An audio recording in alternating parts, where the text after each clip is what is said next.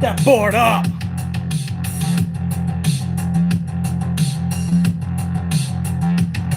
Fix that shit. That shit's squared up.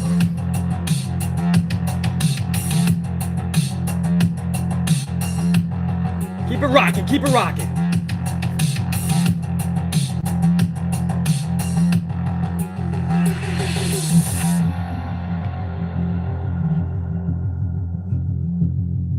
Get my unit up on the big screen.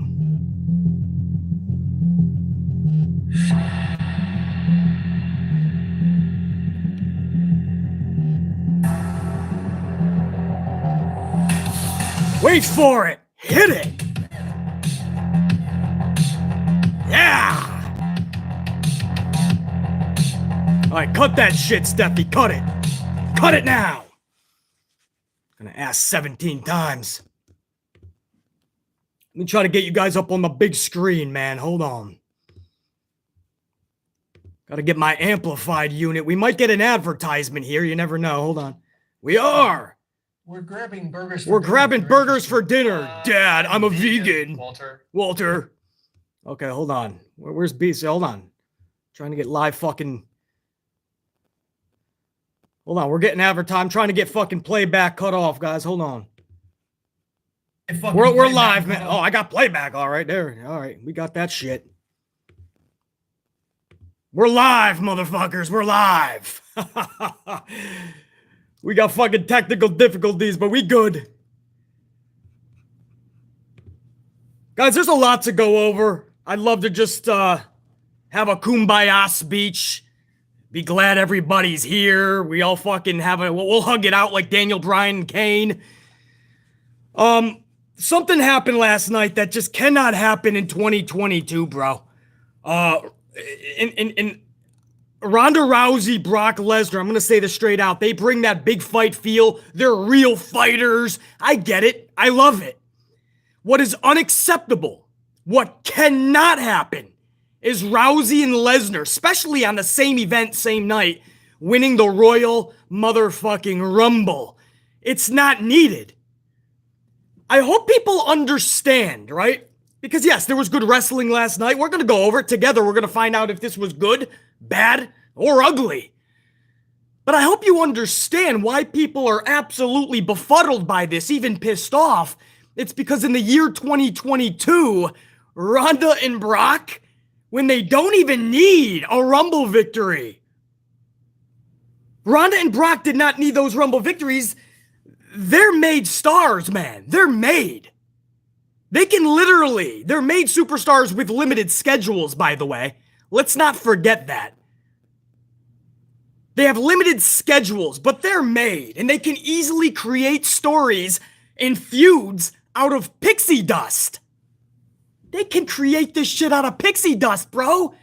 The stories sit in your lap, right? Brock just got screwed by Paul Heyman last night. He's showing up to the blue brand, the red brand, the green brand, the yellow brand, the fucking multicolored 2022 brand. He's showing up to any fucking brand he wants. He's on a fucking tear, bro. The story writes itself. Brock just shows up to the blue brand. As we start SmackDown, we're in the parking lot. Brock is waiting for Paul Heyman and Roman Reigns to show up. Brock is in the fucking parking lot waiting for any car. And it would be fun. You could keep going back to it every other segment. And Brock's beating the shit out of people. It's not even Paul Heyman and Roman. Poor fucking Ninja Tozawa and Reggie are showing up. The fucking Viking Raiders are showing up, and Brock is fucking throwing them through windows. You make the story interesting and fun to the point where, look, fuck, you believe it. Brock got screwed. Brock is on a tear. Brock got screwed last night, and 1 hour later, he's got a smile on his face pointing up at a WrestleMania sign that, by the way, was burning. burning because even the fucking wrestling gods knew that was horse shit. So the wrestling gods literally burned the WrestleMania sign. It caught fire twice. After Rousey won and after Brock won. That's a true story, by the way. The WrestleMania sign caught fire. So you just ruined the screw job, man. He's miserable. He's pissed off. He's gonna fuck shit up on Friday night. You have to tune in. He's fucking smiling. He's gonna show up Friday with a smile. He's gonna say, I challenge you, Roman, at WrestleMania. It was sitting in their lap. He did not need to enter at number 30, by the way. Number 30, bro. Like, that's believable to you? He just fucking moseys in at number 30? Ronda Rousey is also sitting in your fucking back pocket storyline-wise, man. She comes back on Monday. She says she has unfinished business with Becky. If she has to, if Vince has to put her in a title match, which again, I wouldn't even have her with Charlotte or Becky. But if Vince wants her so desperately in a title match, she shows up on Monday, tells Becky there's unfinished business, but she wants to earn her way in. She either wins the Elimination Chamber or she doesn't get a title match. In fact, she'll walk away forever. Ronda Rousey destroying people inside of a cage? Yeah, that sounds pretty damn fun, and that's her comfort zone. A la Shayna Baszler a couple years ago inside the Elimination Chamber. I believe that. And it's a downgraded version of what a Royal Rumble is, right? The Rumble is your third biggest pay-per-view. My point is, guys, I'm coming up with shit top of my dome piece where you can insert Becky, fucking Ronda, and Brock, and you don't even have to waste a Rumble victory on two people that don't need it. This is just common sense and logic, man. I'm not just I'm yelling, I'm the YouTuber that yells a lot. I'm the podcaster that is just I'm always so negative. No, I'm being very honest with you guys, man. This is straight off the top of my dome piece. Stars like this, limited time schedule as well. Their schedule is limited. You can have them inserted in these type of feuds, and you don't have to waste a Rumble spot. You can help to create. For instance, Bianca Belair. You could have gave her a second victory in a row and hope to rectify your wrong from SummerSlam. Last year, Bianca wins. Bianca has this awesome title match with Sasha Banks at WrestleMania. And a couple months later, Vince ruins it all by having Becky Lynch beat her in 26 seconds by one move. Well, you can try to rectify Bianca right there, man. Sasha Banks comes in at number 1. I didn't think she was going to win it all. But damn, she didn't have to fucking get outbeat by some of the individuals I saw in there. There was people like fucking Natty Neidhart. People like Tamina that were fucking lasting just as, if not longer than Sasha.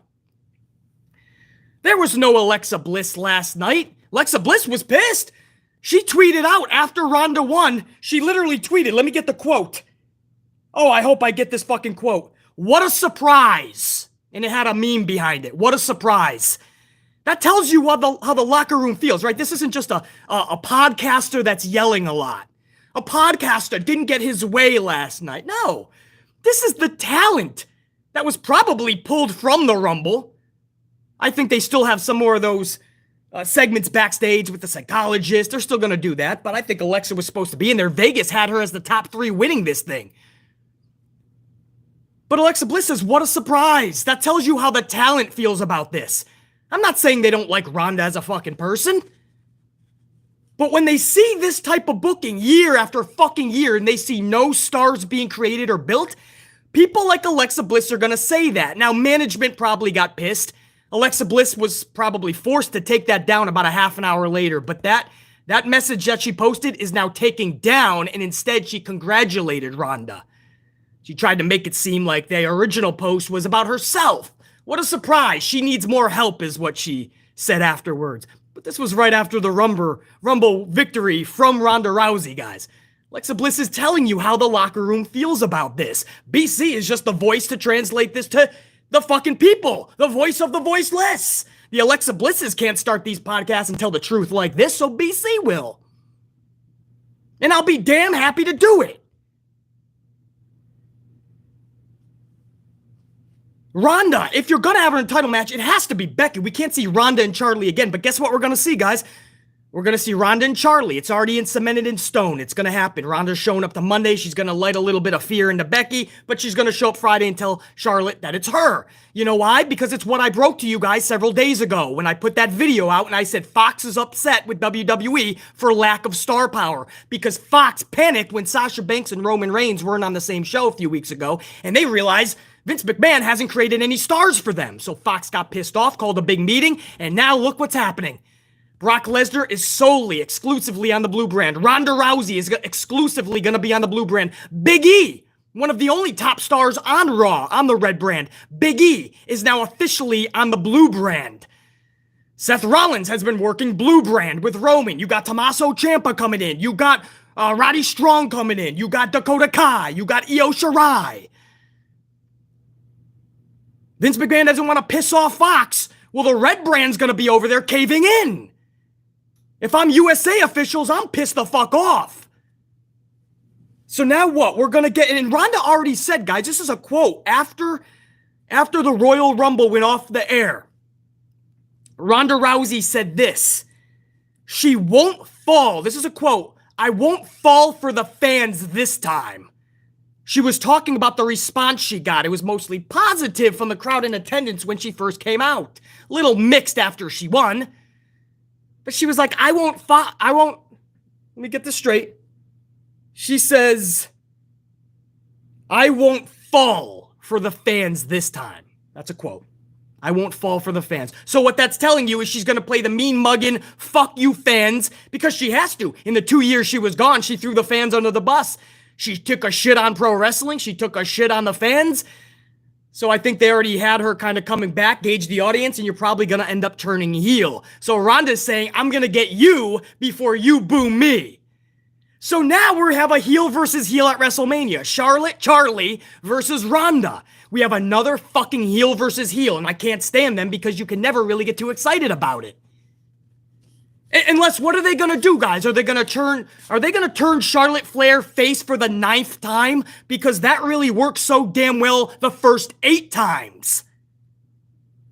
Something tells me they're gonna try to make Charlie Flair the face in all of this.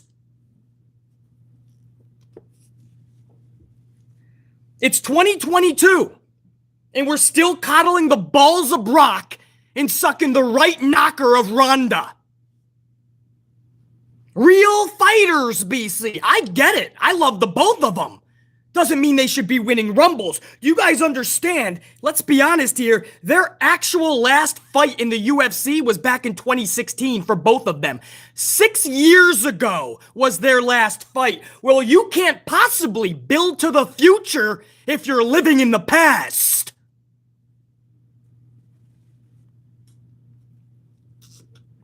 So Vince is over here and he wants to rest on the fucking balls of Brock and he wants to rest on the tits of Ronda. Meanwhile, nobody's being built. I thought the Women's Royal Rumble beat the Men's Royal Rumble match last night by 1,000,000%. But you still can't tell me somebody was made. In both matches, nobody was made, bro.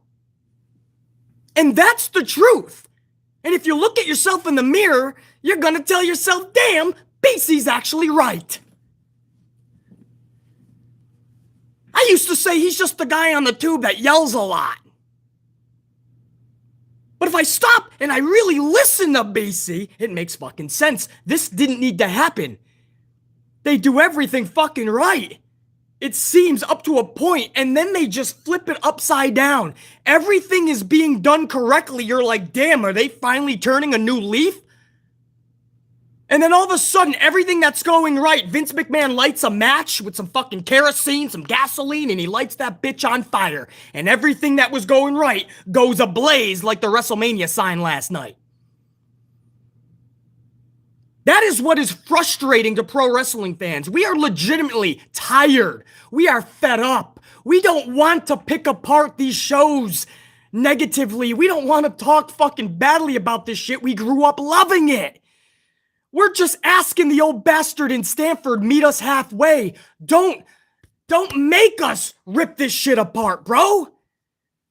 There's shit that I loved last night. I want to talk about that a half an hour apiece, but I can't Because when it's all said and done, the headlines on ESPN, the headlines on the Post, the New York Post, New York Times, bro, Sports Illustrated, right? I get the business side of it, right? Vince knew he was going to get on the New York Times.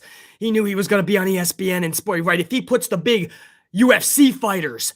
But again, that was 6 years ago. They both had their last fight. At what point do we stop pushing UFC stars and start pushing WWE wrestlers? Big E gets a fucking tragic title reign, and now he's dancing with pancakes again on the blue brand. Bobby Lashley just got another title reign last night. That's only because Roman Reigns came down with the 19. Everything got flipped upside down. Vince panicked, and he thrusted erratic, reckless booking against the wall. So now Bobby Lashley will be a transitional champion. 2 months. It'll be a tragic fucking reign. Watch. And then he'll drop it. He'll hand it over to somebody that Vince actually handpicks at WrestleMania. And I know, basically, be happy we at least have the 2 months of Bobby being champion. But if you're going to be booked like the Asukas in the past, or the fucking Shinsuke's, or the Finn Balor's with their titles, then it's fucking irrelevant. In fact, fuck those names. Let's talk about Bobby Lashley. Look at his last title reign. Are you going to give him the same type of shit and then make him transitional on top like a cherry on top of a fruitcake? Or are you going to give him something special? Is this going to be a meaningful title reign?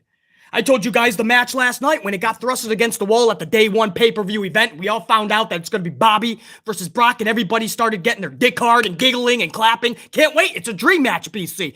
And I said, don't get your hopes up. It's going to be a 6 or 7 minute match. It's going to be just their power moves, spear after spear. You'll get the fucking barricade spot on the outside, a jackhammer, a fucking F5, who knows? No, wait, that's Goldberg. It'll be a hurt lock in an F5. Sure enough, that was the whole match. The reason it lasted 10 minutes is because you had 3 minutes of a referee getting knocked out. BC called that to a fucking T, bro. When this company gets so fucking redundant and it becomes so formulaic, that's sad. Pro wrestling was never formulaic and redundant growing up. Even before the Attitude Era, man. Growing up in the fucking 80s, something new was always happening. New stars on the horizon. Fun shit. These are the reasons. I'm trying to say now, man, so we're all on the same page, man. These are the reasons that help destroy WWE, first of all, but the entire industry when you look at it at large. These are the decisions. In 2022, let's make Ronda win it. Let's have Brock win it. And what's the reasoning? They don't need it. I just went over scenarios at the top of the cold open. Brock could have easily showed up on Friday night, pissed off that Paul screwed him, pissed off at the screw job by Roman, and he's waiting in the parking lot, and every car that comes up is being interrogated and even fucked with by Brock. That's good television. And then finally, at the end of the night, Roman shows up with Paul, and all hell ensues. You need to see this match. You don't just want to see it again for the 85th time, because we've already seen Roman and Brock. So what are you telling me? Now we won the Rumble and he's smiling. He's going to show up Friday, say, I want you in that title, and then we're going to have the same fucking stories we've always had with Brock and Roman. My way is better. Not just because it's my channel or I want to give myself a pat on the back or my fucking ego is the size of fucking earthquake, typhoon, Yokozuna. No. My idea is right because it's captivating television and it saves a spot in the Rumble for somebody that could actually use the victory.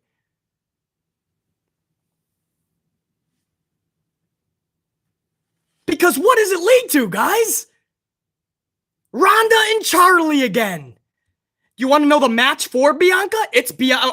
Becky Lynch. It's Bianca Belair. That's the rumored initial thought for WrestleMania for Becky. Bianca. Now, at first you say, BC, you love Bianca. That's good for you. Guys, they're going about it in a bullshit way. We've already seen Bianca and Becky. We've already seen it a couple of times. If you're going to make it at the Rumble, you better do this fucking flawlessly. Bianca could take that Rumble victory and do something with it. Bianca winning her second Rumble in a row, now you're starting to create steam. And as long as Vince doesn't ruin it with what he did at SummerSlam with Becky beating her in 26 seconds, as long as Vince stays with the momentum, Bianca could have used that. I would have been fine with Lita fucking winning it. If you're gonna rest on the past, rest on limits. I think Lita and Becky Lynch at WrestleMania would captivate me way more. Or how about just give Sasha Banks her fucking moment? Sasha wins it all. Sasha chooses the red brand title, and Sasha defeats Becky and finally has her moment at WrestleMania. No, we can't do that, and Fox won't allow it. Fox wants Sasha. Fox wants Ronda. Fox wants Brock. Fox wants Big E. Fox wants Roman. Fox wants it all. I get the business side of it. The wrestling aspect, what it does for the business, the company, and these wrestlers, it's absolute tragic what happened last night. It's just the fucking case. It doesn't even matter if you agree with BC or not. It's not about what we liked and what we didn't. Factually, Ronda and Brock did not need a Rumble victory and should not have won it. Brock Lesnar coming in at number 30, first of all, that in itself is just mind-bogglingly buffuckery. Buffuckery! It's so befuddling, I just came up with a fucking word, buffuckery. That's how fucking befuddling it is. This morning, I'm still trying to comprehend how with no pre-announcement, no prior announcement, Brock Lesnar is just walloping in at number 30. Can we talk about the lack of surprises in the men's Rumble, by the way? The women's Royal Rumble was fun as fuck, bro. They had to do surprises. They let go of everybody else. They didn't even have a full roster to put on a Royal Rumble. But shit, it was so good seeing everybody come back. And don't get me started on Melina. Fuck! Nelly said it best. A thicky thick girl. Damn, Melina. Bro, you could have done so much in that men's Royal Rumble. There was no fucking NXT. Man, I would have taken a Braun Breaker appearance. That's how desperate by the end of this thing I was. Bad Bunny, I believe, was the only surprise along with Shane McMahon, maybe. Bad Bunny. Thank goodness he's good at what he does and he kills it in that ring. He really loves this shit. He really gravitated toward it. He really puts his all into it. So I can't even throw shade at the Bunny that is bad. But fuck, bro. What a horrible Rumble. I don't want to tip my hand. We're going to go over it together. We're going to put it in one of these categories. For those of you that never joined us for a Good, the Bad, and the Ugly review, the rules are simple. Every match gets at least one tally. Something tells me a lot of these matches are going to get more than one tally. It's going to go in here. You want to stay away from the ugly column. Those are going to turn into two bads at the end of the show. And that'll greatly decide the outcome of if this was a good or bad pay-per-view. So remember, stay away from the ugly column. I just don't know if this pay-per-view was able to do that, but we're going to find out together. Wow, that was a fucking cold open, bro. No Io Shirai in that match last night. No Alexa Bliss. No Asuka. No Bayley. Sasha was eliminated by fucking Zelina. And I love Zelina, but kind of odd. If it's not the reported Bella Twins taking on Zelina and Carmella at WrestleMania, because that's the initial report. The Bellas are going to take the titles from Zelina and Carmella at WrestleMania. That's what we're hearing. If it's not, if changes have been made, Zelina just threw out Sasha. Bayley needs to come back any day now. Is Bayley going to come back and we're going to do this fucking Boss and Hug connection shit again? Is Boss and Hug going to win the tag titles at WrestleMania because they don't have anything else for Sasha? And they don't know how to bring back Bayley because they do have Asuka coming in? They do have to somehow debut Dakota Kai in the next month? They have to debut Io Shirai? They have Alexa Bliss that needs to come back in the next month. They have to fit in Ronda Rousey where she needs to be. Are we doing Boss and Hug? I don't need to see Sasha tied at the hip of Bayley, and all this time off for Bayley should not be to come back and tag team with Sasha. So I just had to go over that, man. This was a packed cold open, nearly a half an hour, but somebody had to fucking talk about it.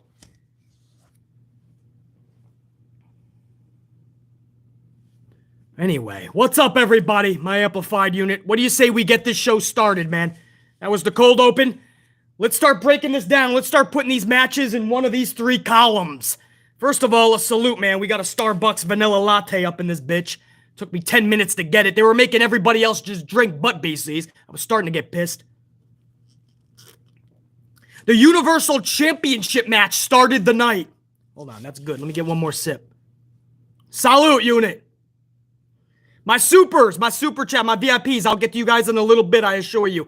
I know I saw a lot of supers coming in. Universal Championship match, Roman Reigns versus Seth Rollins kicked the night off. Now, Rollins comes to the ring through the crowd into the Shield theme music. The look on Roman when he heard the music, priceless, bro. I think Seth said it best when he got in the ring. You look like you saw a ghost. Roman played that perfectly. Renee Paquette, the wife of John Moxley, actually sent out a post, and she said she totally fucking...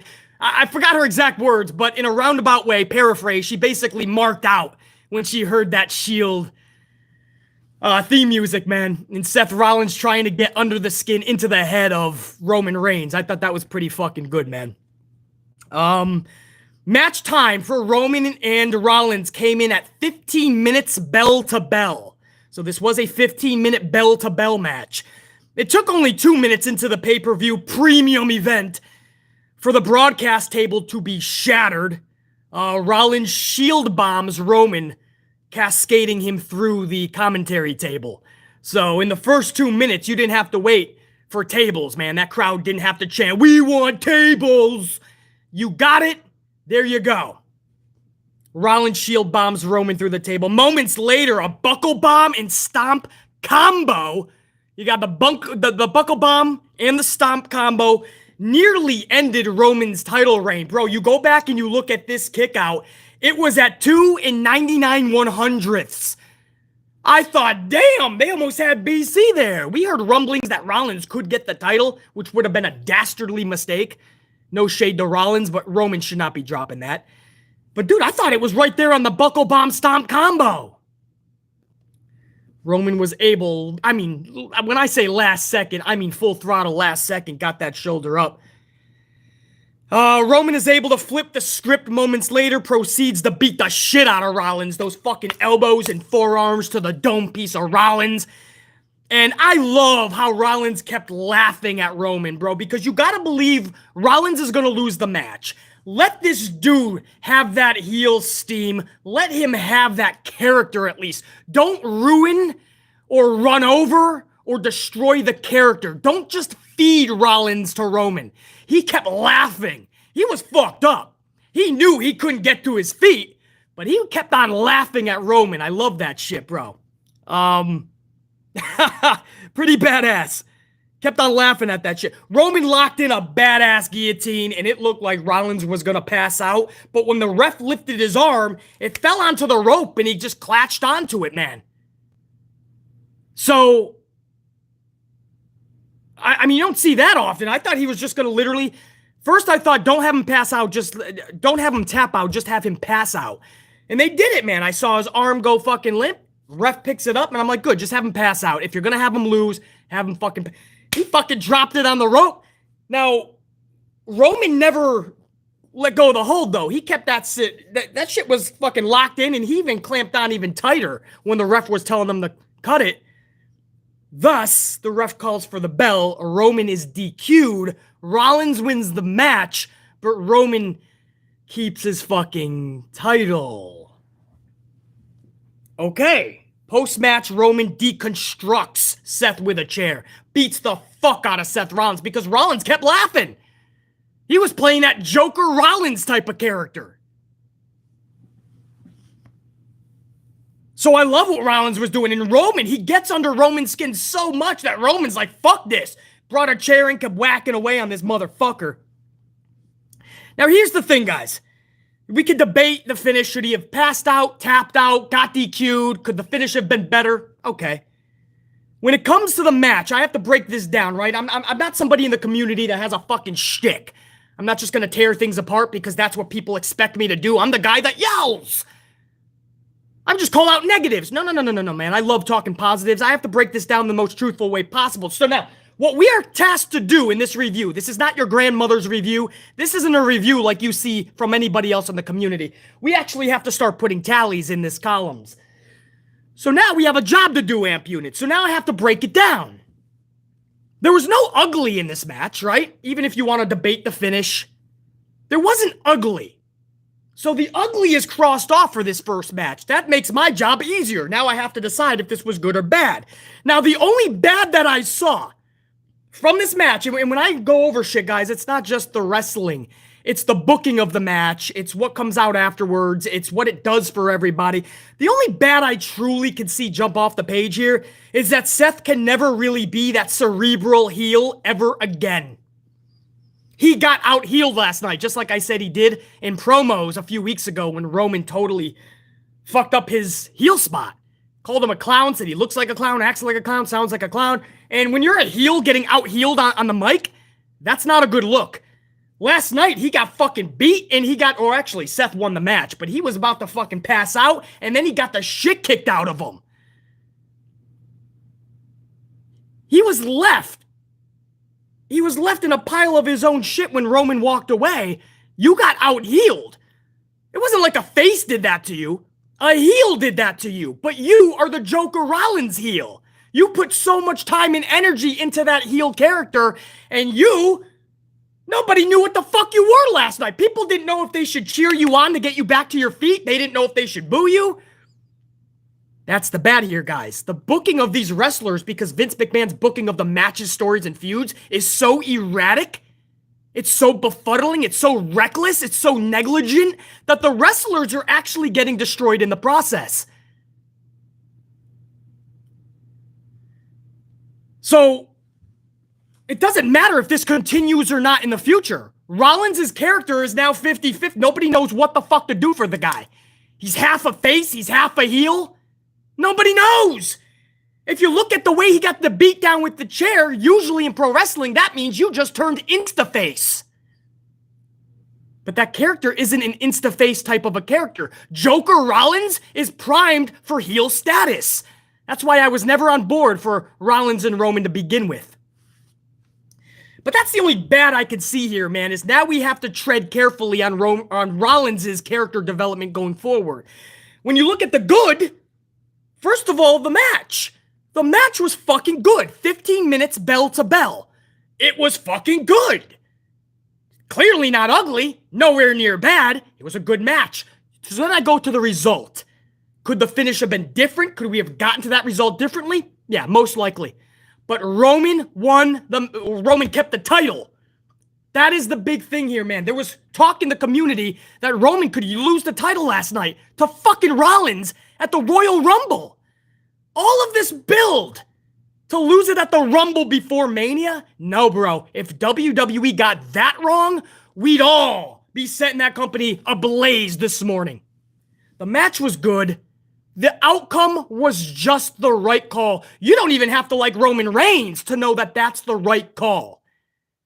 Doesn't matter how we get there, Roman has to walk away with that title. That's the major out from that whole match. So, no ugly. There was no ugly anywhere in this match. The only bad is now Seth Rollins' character trajectory. Nobody knows if they should cheer him or boo him after that beatdown last night. And there was two goods I saw here, man. Roman walking out with the title is the right call, and the match was so damn good. I have to be an honest motherfucker on here, bro. That first match is going into the good column.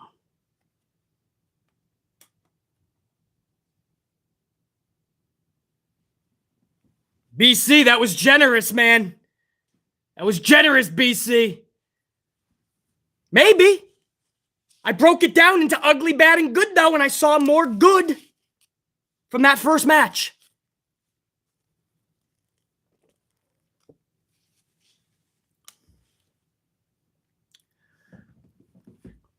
Fair, right?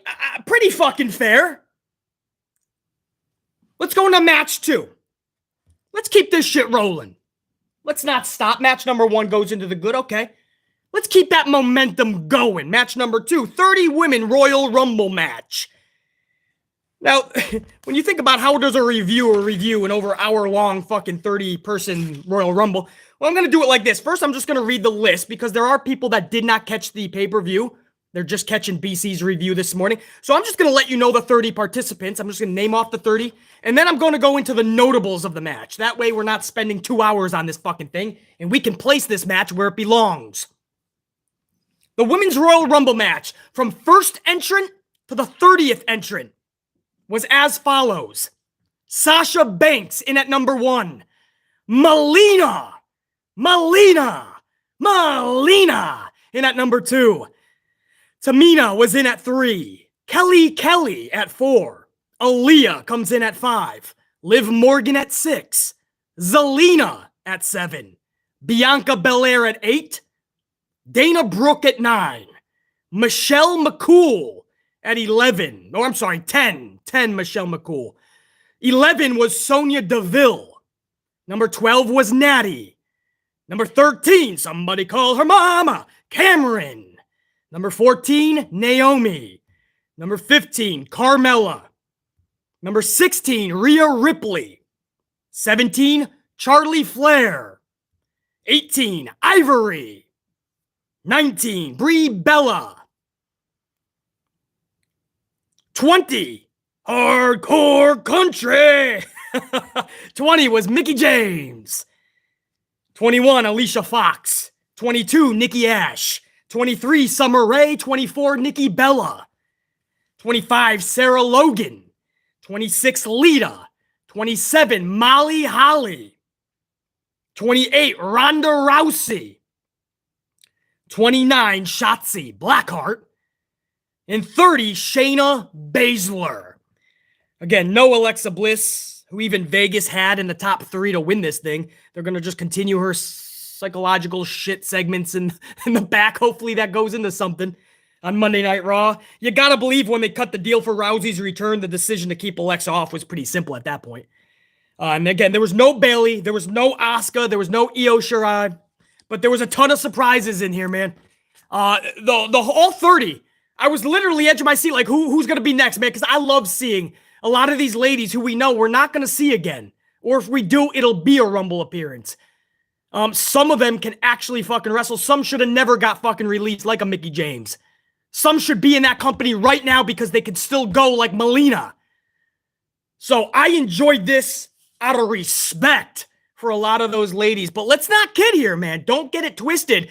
The reason that there were so many surprises, some were already pre-announced, some were surprises for last night, but the reason was because WWE didn't have a roster to fill that Royal Rumble. They either released people or they refused to build motherfuckers. The truth. But it was good to see them all. Now, so for the notables, right? These are the things that stuck out for BC in this match, man. Sasha and Melina, 1 and 2. When I heard, first of all, Sasha going in at number 1, I get to see the entrance and everything. BC is on cloud 9. Then I saw Melina get her old school entrance, and I'm like, fuck yes, man. I was anticipating these splits. She couldn't get her jacket off. It took like fucking 2 minutes. Kevin Dunn was having an fucking aneurysm backstage. Kevin Dunn is in the production truck like, fuck, what do we do? He's going up to the fucking crowd. He's trying to get in fucking close-up shots to Sasha. Finally, Melina gets the jacket off. She gets up. She's looking thick as fuck and sexier than ever. I mean, damn, somehow Melina got sexier. I don't know how it's possible, but she did. And she does the splits thicker and sexier than ever. So at this point, BC's chair's tilting. I'm about to fall on my fucking head. Because I got Sasha, I got Melina, I'm on cloud 9. Just give me a fucking coffee and call it a day. 2 of BC's favorites all time were in that son of a bitch, bro. Melina, it was so good seeing her. She looks amazing. She looks like she could have went a good fucking 15 minutes, if need be, 20 minutes in that Rumble, at least. She was eliminated rather quickly. Sasha said, check you later. I was looking forward to so many things with Melina, like Melina and Mickie James with some unfinished business and shit like that. But unfortunately, we saw Melina kind of go right, I mean, in, out. I mean, it didn't garner a record, but Melina was gone pretty fucking quick. But it was so good. She got the entrance. I got to see the splits. BC was pretty fucking happy. I know a lot of you guys were, bro. Ha ha ha ha. Yow! Melina! Melina and Sasha in the same fucking ring. Now the boys out there, ladies, Ladies, give me 1 second with the boys. I'm going to say that again, boys out there. You had Melina and you had Sasha in the ring. You had fucking Sasha with her little fucking, with the fucking getup she had on last night. You had fucking Melina doing the splits. Come on, guys. That'll bring a smile. Queen Zelina eliminated Banks. Now, I want you to think about that. Queen Zelina eliminated Sasha Banks. Does this mean that Bayley, upon her return, is going to join up with Sasha, Boston Hug Connection, and they're going to go after the tag titles? Why would it be Zelina? And much love. I respect Zelina to the highest degree. When people called her a sellout, this, that, and the other, I stood behind Zelina. So I'm not throwing shade. It just seems odd that Sasha would be eliminated by Zelina unless something wasn't built for Mania. Did the Bella twins all of a sudden tell Vince they're not able to do a title run in the Mania? Because it was supposed to be the Bellas taking the titles off of Zelina and Carmella. The Bellas looked like heels last night when they were giving the L's to everybody they were eliminating. Zelina eliminates Sasha Banks. You gotta think, bro. I don't know. I don't need to see Bayley come back just to have a tag team with Sasha. And I sure as hell don't want to see Sasha and a tag team with Bayley again, bro. Just because Vince doesn't have anything for them because he's too busy booking Ronda Rousey, who just shit on the company for 2 years, comes back collecting big, large money, doesn't give a fuck about the fans. She's going to tell you that this week. She basically said that in her own words. I'm not going to fall for the fans this time. That's what she said after the Rumble. I'm not going to fall for the fans this time. She's gonna boo you before you have a chance to boo her. Or we cannot book Ronda Rousey always in a top spot and just start booking Sasha in those spots. Maybe Sasha wins a WrestleMania match for a title. There's a crazy concept. Anyway, Zelina eliminates Sasha. Okay, I like Zelina. I just gotta think, what are they doing with this, man? Somebody forgot to tell Tamina the rules. Literally, every time someone was about to be eliminated, Tamina would show up and break up the elimination. She was just out there doing shit. Nobody explained the rules. She's probably out there trying to fucking just chase around Dana Brooke, Reggie, R-Truth, whoever the fuck is the 24/7 champion. Go back, watch the whole first part of the Rumble. Tamina her one mission was to break up any elimination. She didn't want to see anybody get eliminated last night. How does this make sense, Tamina? And if booking is telling you to do that, tell them it doesn't make sense. No.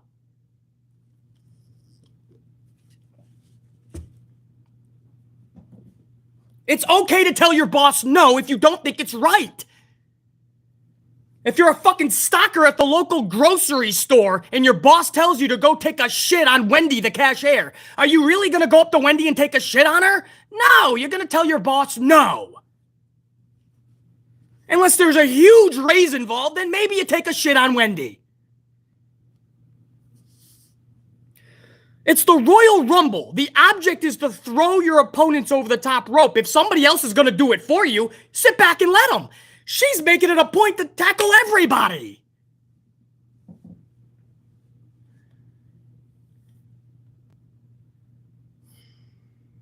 Anyway, I just had to acknowledge that. That was a notable for BC. Sonya Deville, who entered at 11, went straight to commentary instead of the match, once again abusing her power. She had her little suit jacket on. I love this.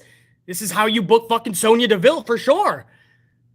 She's going to abuse the power until she is removed from it. Until Adam Pearce has the board of directors remove her, she is going to abuse that power. I love it. She went straight to commentary. She'll go in when she wants to.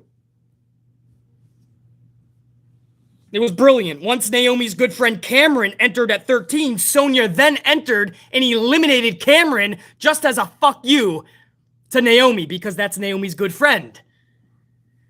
Former tag partner. Somebody called her mama. So then Sonya went in as a fuck you to Naomi. I love it, man. And then Naomi came in at what, 14? Naomi ended up eliminating Deville. And then Deville later, she stuck around for a few eliminations and Deville pulled. It looked like that Naomi was going to do one of those awesome, her feet almost touched, but she didn't. She was on her fucking hands. Her feet were still on the ropes. Sonya comes out and drags her out, bro. So the whole fucking sequence of Sonya going to the commentary table, eliminating Cameron, who has a connection to Naomi. Naomi comes in pissed off, eliminates Deville. Deville sticks around, abuses her power, sticks around, pulls out Naomi. Fucking loved it. They had a banger on Friday. I don't think that story is ended yet. And I know that may make some people cry. Some people may think that story went on too long. Maybe it doesn't do anything for them. But Sonya Deville and Naomi have been knocking everything out of the park when they were given the opportunity. That was one of the only memorable storylines within the match last night was Deville and Naomi. So whether you liked it or not, that was one of the only actual story arcs. The only other one I can think of was Molly Holly entering the match. And I thought Nikki Ash was gone because I would have been like, oh, I wish Molly put some whoopings on the new superhero, almost. Nikki Ash. And no, Nikki was still in there. I didn't know that. So here comes Molly and Ash comes out of nowhere and you have fucking two superheroes colliding. Almost. But I always wanted to see Molly Holly put some fucking bows to Nikki Ash. That was the only other story you could possibly say. So I thought it was well done, to be honest. As I always fucking am. Ivory came out to the fucking right to censor shtick. Ivory comes out as right to censor and BC was there for it, bro. I was like, fuck yeah, dude. Fuck yeah. Right to censor. Now, she spoke a little too much. She had a microphone. She was speaking a little too much. But all she had to do was come down there and say, I'm shutting down the Rumble. I do not like it. It is not PG enough. I'm censoring this. And all of the ladies stop. And they look at her like, you're stopping this? This is for a title opportunity. And they all fuck Ivory up. That's how BC would have done it. I think it was like fucking Tamina that like took her out or some shit, man. But for those, a lot of you don't even remember right to censor. I always got a laugh out of that, man. So she comes out, right to censor gimmick. Mickie James had the Impact title. She had the Hardcore Country theme music. Here comes Mickie James with the fucking, they say, man, Impact title holder. Fucking, they actually put up the graphic. They let her hold up that title high. They gave Mickie James time in the Rumble. It wasn't just in, we're going to embarrass you. No trash bags on her way out.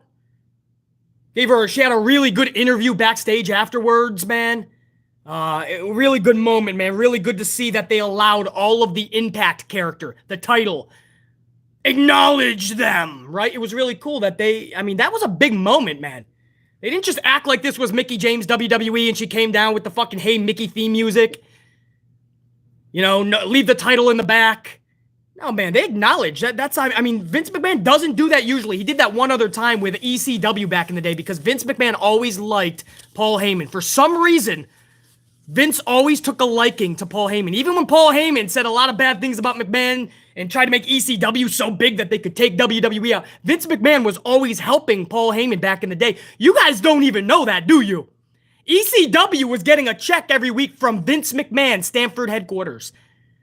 Vince, till this day, he said it in interviews. He doesn't really know why he was helping Paul. Here he is, he didn't need Mickie James back, bro. He didn't need to do this with Impact.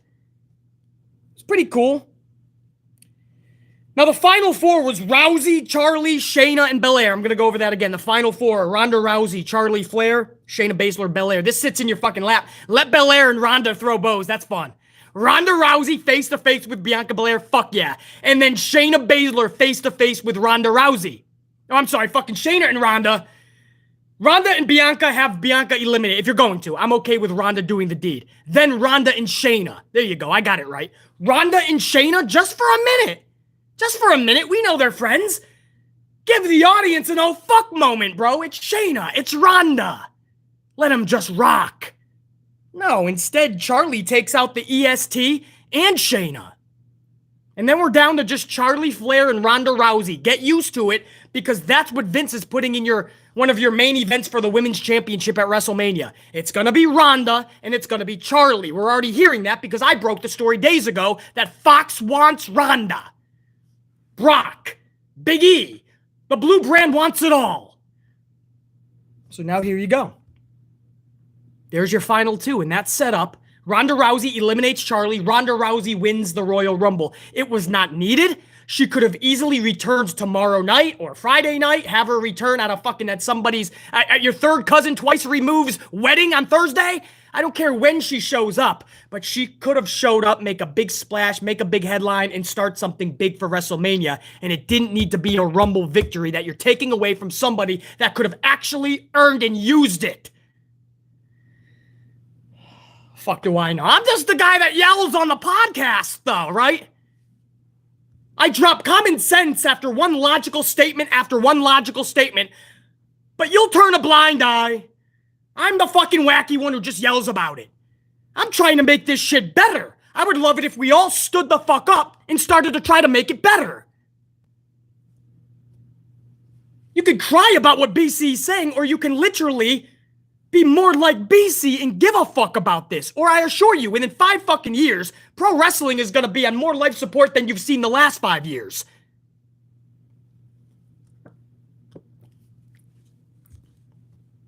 AEW may be the only fucking shot in the arm that this whole fucking industry has seen in the past 5 years.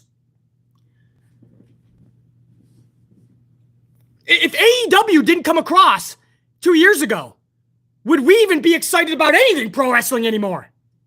That's how bad this company was in the bad downward trajectory.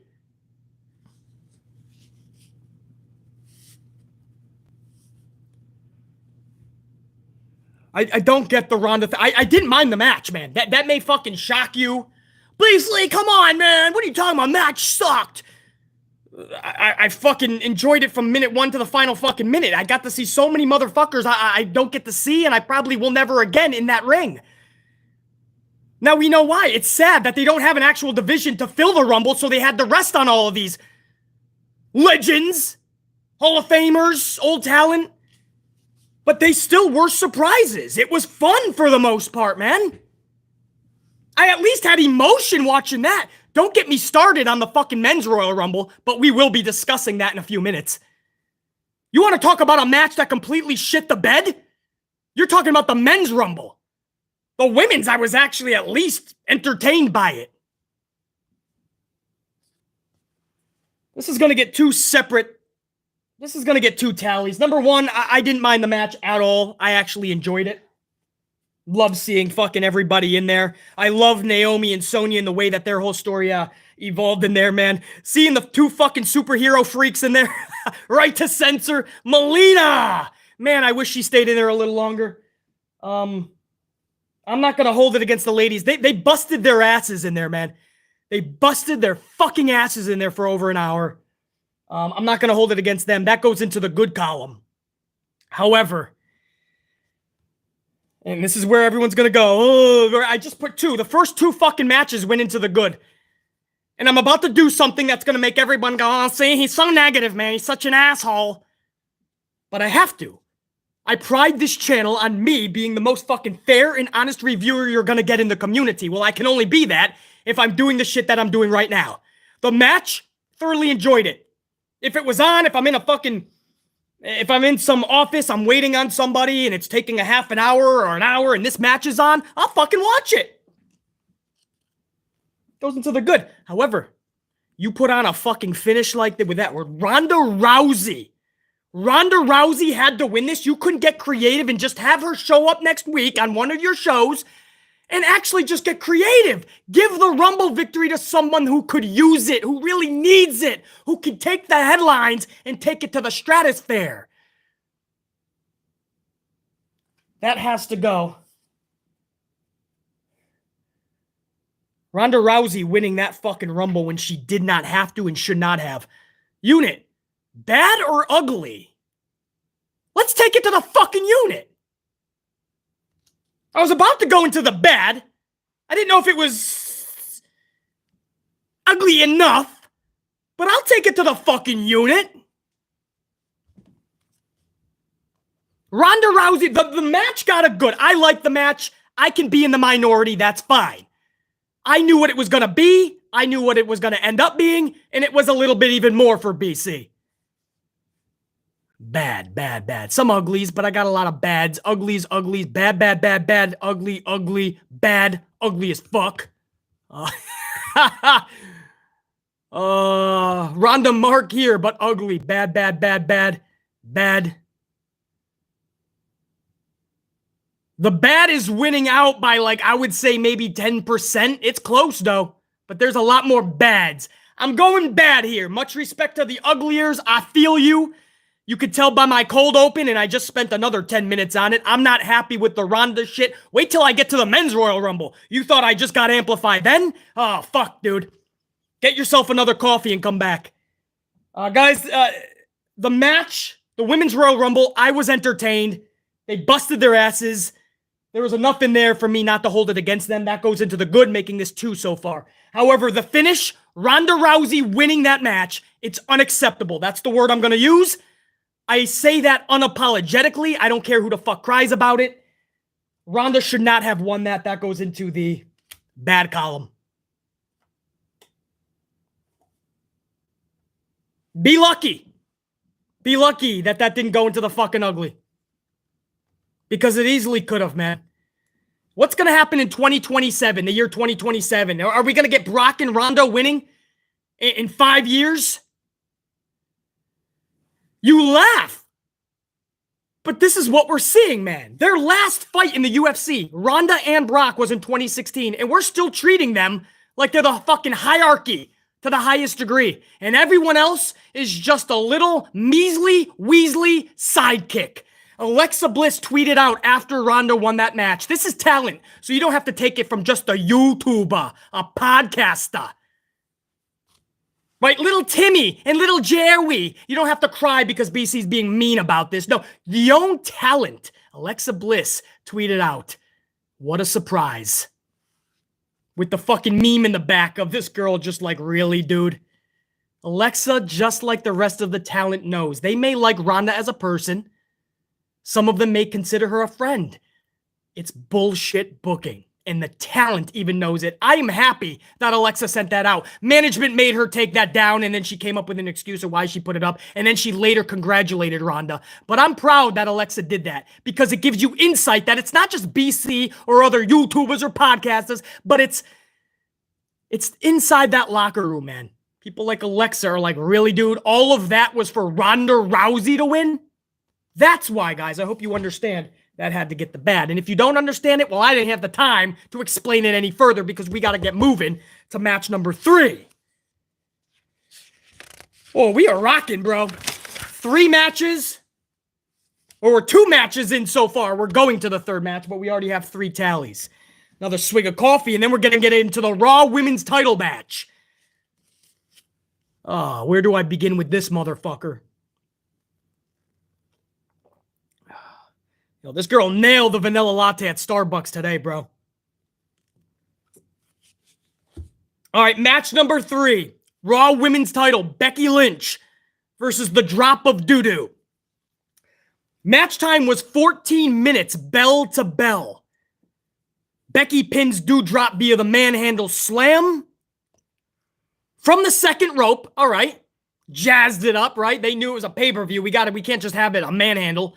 Although at SummerSlam, I watched Bianca Belair lose in 26 seconds, so that is something Vince would have done. But they spiced it up. The manhandle slam from the second rope, and that's how Becky ends this match. Look,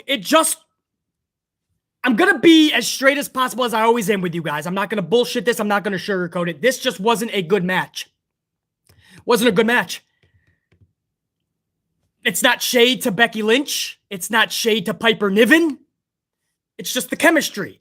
Them two. Maybe it was last night. Maybe it's always going to be that way. It wasn't a good match. Nothing that needed 14 minutes. Usually I want matches to have time. Doesn't it figure they give time to a non-chemistry type match? It wasn't a good match. The crowd was bored, most likely still coming down from the Rumble match previous.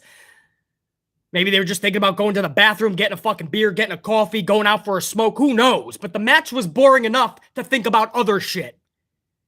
So maybe they were just bored and coming down from the Rumble match previously. Maybe they were too fucking focused on the WrestleMania sign lit on fire. Because during this match, a large section of the crowd had to be evacuated because the WrestleMania sign was on fire from Ronda's pyro on the WrestleMania sign. So that's actually that was a real story, brah. Even the wrestling gods lit that shit on fire when Ronda won. Wrestling gods were like, oh no, bitch. Lightning bolt to the WrestleMania sign. That shit was on fire. They had to evacuate some sections. So a lot of people were in more. That's what I mean. A lot of people were more interested in that than the fucking match. And by the way, the wrestling gods weren't done. Once they got the fire out, they put the sign back up. They let the fans sit back down. After Brock won, the fucking the sign caught on fire again. The wrestling gods were like, I told you once, I'll tell you twice, motherfucker. Lightning bolt. Brock Lesnar's watching that thing burn. So anyway, the match was nothing notable. It was rather boring. Why and how we even get to the point of a Doudrop versus Becky title match at the third biggest pay-per-view of the year? The third biggest pay-per-view of the year? And they just stick Piper Niven in there with the craziest, weirdest build. You didn't know if she was a face or a heel going into it because she was playing the fence like everybody else these days. It doesn't matter if you're Seth Rollins, Kevin Owens, Bobby Lashley, Brock Lesnar, even Roman Reigns these days. They're walking the fucking line between face and heel, and I can't stand it. But they just ran out of options. They already did the Liv Morgan matches. They already did the Bianca Belair matches. And then they're like, Doudrop. This just screamed filler. This was a filler match. How this match is even on this card is befuddling to BC. This just seems like straight filler. So BC is going to take it to my amp unit on this. I'm going to tell you this right now. I'm taking it to my amp unit. This is, the good is out. So I need you guys to tell me where this goes, but I'm giving you a little hint. I'm not putting this into the good column. I'm putting this in either the bad or the ugly. So I'm going to take it to my people, the hundreds that are here live right now. I want you to decide, was this bad or ugly? Because Doudrop and Becky Lynch was not good. Just wasn't a good match. The finish was lackluster. It does nothing for both of them. It's going into the bad or ugly. So you can participate or not. A lot of bads, a few uglies. Bad, bad, bad, bad. A few more uglies. Bad, bad, bad, bad. A few more uglies. A lot more bads, man. You guys are being a little generous today, I see. You woke up on a little better side of the fucking bed. I thought you guys were going to come strong with the ugly, but I see a lot of bads. All right. So you're telling me, BC, you're right. Let's not deck them. Let's not. The booking is not their idea, BC. Let's be a little lighter on them. All right.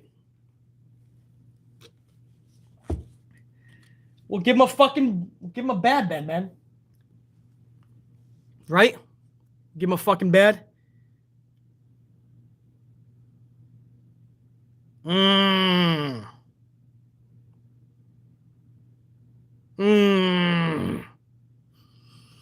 kind of want to put it ugly. This match had no fucking meaning. The booking of it sucked, the match sucked, and it did nothing for them. That's the exact definition of ugly. It's going into the ugly. I'm not feeling as generous.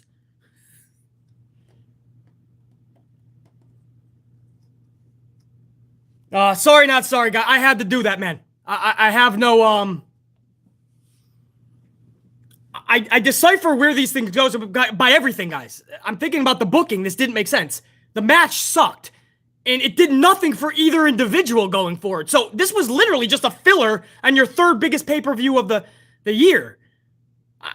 Everything about it, if you put it into a clump, into a ball, that's ugly. That's the exact definition of ugly. Some things are uglier more than others, but that's the exact definition.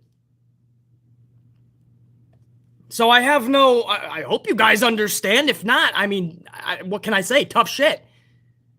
I was about to put it in the bad, and then I realized it belongs in the ugly. That's what this show is, man. This is the most truthful review you're gonna get. It may seem really harsh. I'm trying to help the product, man. If BC isn't this way, the whole fucking thing implodes more than it already has. Anyway, we have to move on into match number 4. That's where that Raw Women's title match goes, man. Salute.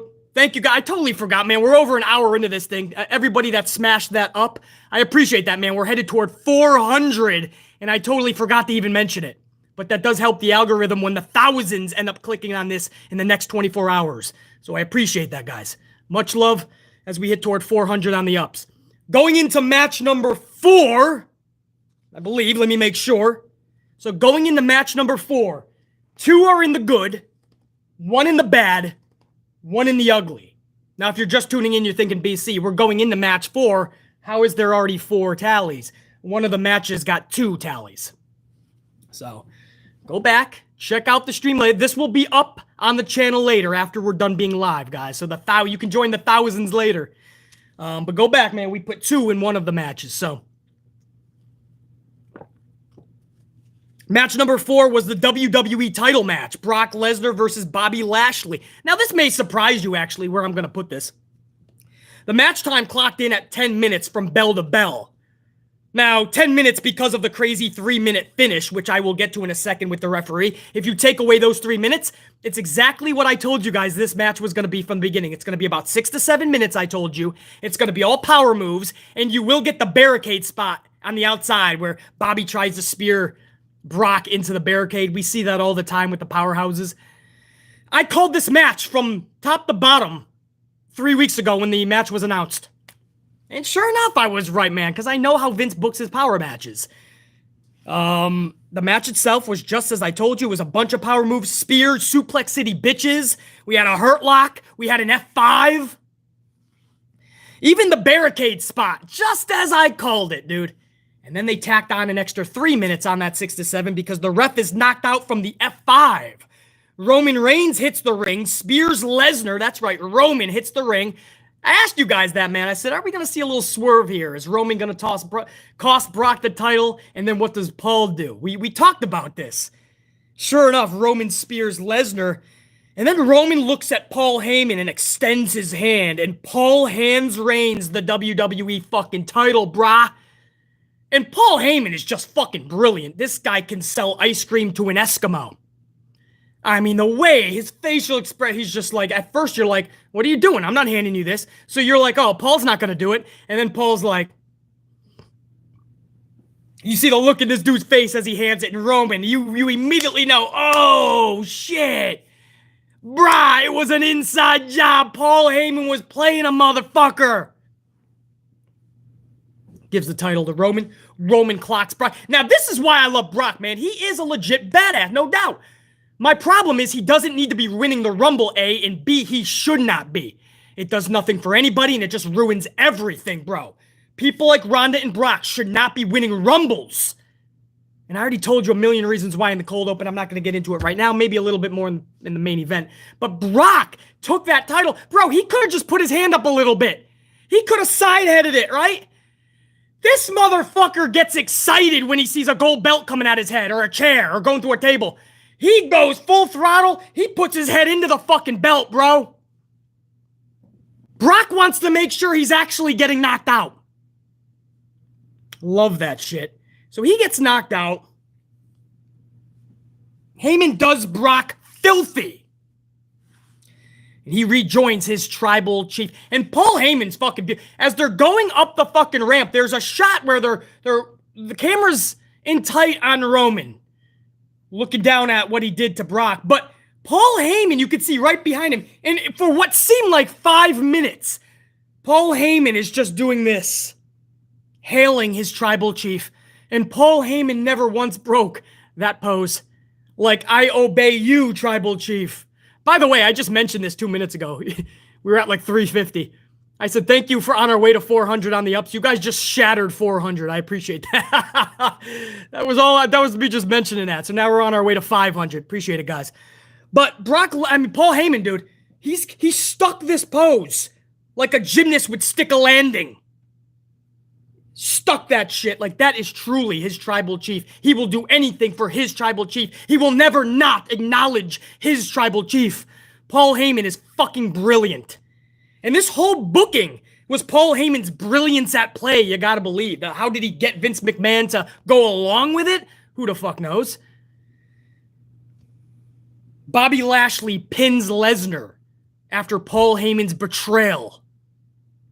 Bobby Lashley becomes the new WWE champion of this world. So proud of Bobby. So proud of Bobby. I've been advocating for Bobby to win a fucking championship for years, and when he won the first one, I was so fucking thrilled. But you gotta believe, man, is he going to be a transitional champion and lose it at Mania in just 2 months? Most likely. Most likely. He's probably going to be a transitional champion. Now you say, hey, at least he has the title, BC, even though he's most likely going to lose it in 2 months. But guys, what if his reign is even worse than the first one? It's almost better to not even get the fucking title at that point. I'm still trying to decide if Big E getting the title was worth it. Because now he looks stupid. They booked him in a poor title reign. He didn't book his poor title reign. He did everything he could. Big E got done filthy by Vince McMahon. And then he's just clowning around with the New Day again. Xavier got injured, and now Big E flies over to the Blue Brand for no reasoning whatsoever. Fox just wants stars. Vince is like, hey, Big E is fucking expendable. Throws him over with Kofi, and we have the New Day tag team back together. They're going to be slinging pancakes, juking and jiving. Big E looks like a fucking idiot.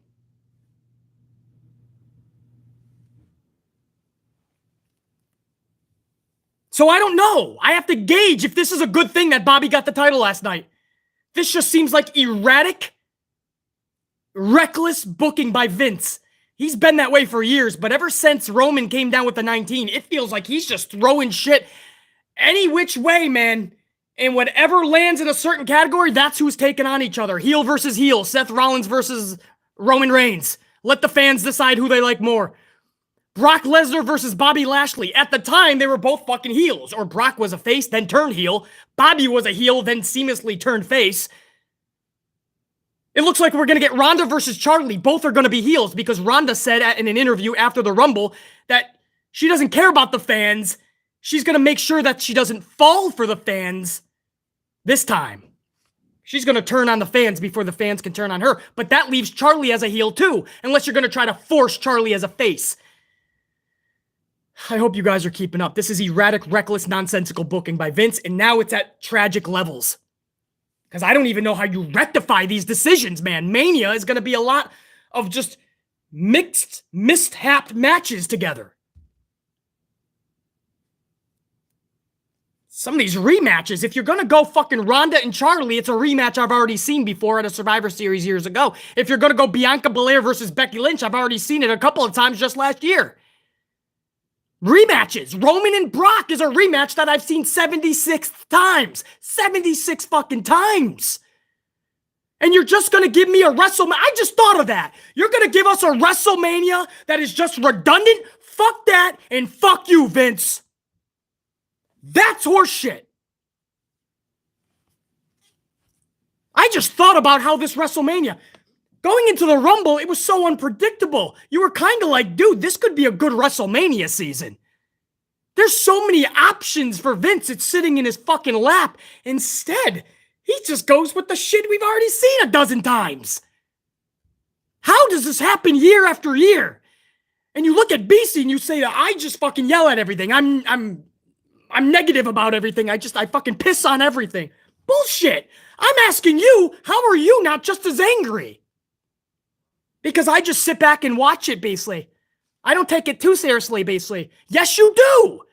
You're watching me now the morning after the event because you love this shit like BC. Don't act like I take it any more seriously than you. We're all together on an early Sunday morning or afternoon, wherever you are in the world, because we love this shit. We got together to talk about this shit. I'm not affiliated with WWE. I don't work for them. I'm not getting a check by Vince and Kennedy McMahon. But you're here because you know you're going to get the utmost, most bluntly fucking amplified truth imaginable in this community. You're here because you know deep down you're just as fucking furious with these decisions.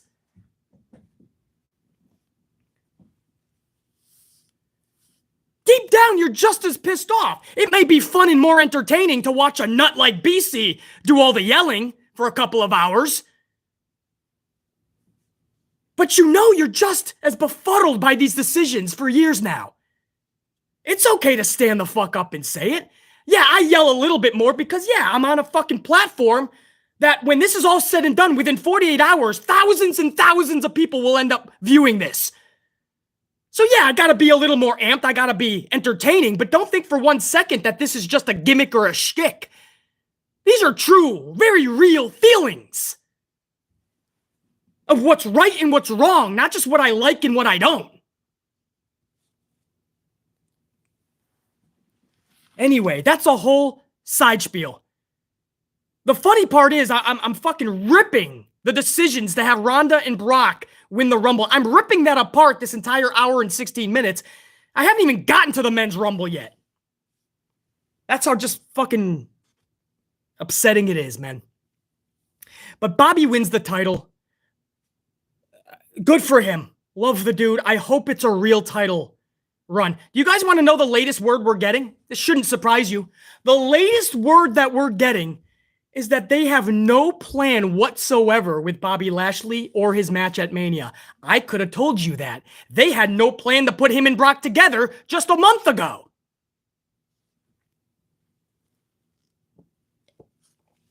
So chat, who does Bobby take on at Mania? Go ahead. I'm on a delay, but I got the big screen up. So I won't see it in exact real time. I am on a pretty good delay. But if you're booking and Vince McMahon has put you into a corner, Vince McMahon has fucked you over as head booker, and he's got to approve this somehow, who are you? Who takes on Bob Lashley? Somebody said Drew Mac, but Drew McIntyre, I mean, didn't we already see that match 100 times?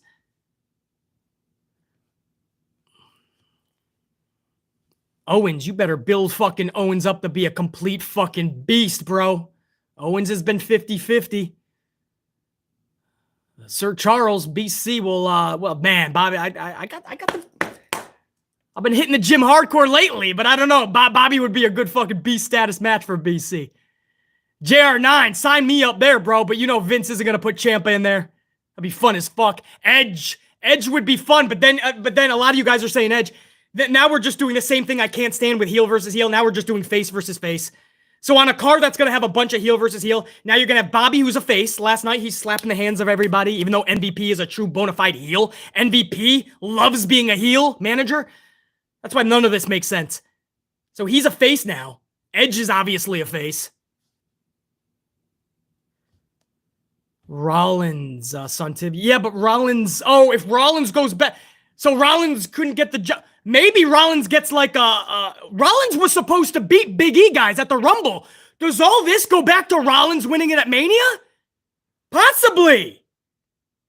For those of you saying Rollins, that could be, man. The latest report we got was that Rollins was supposed to defeat Big E in the Fatal 4-Way at the Day 1 event.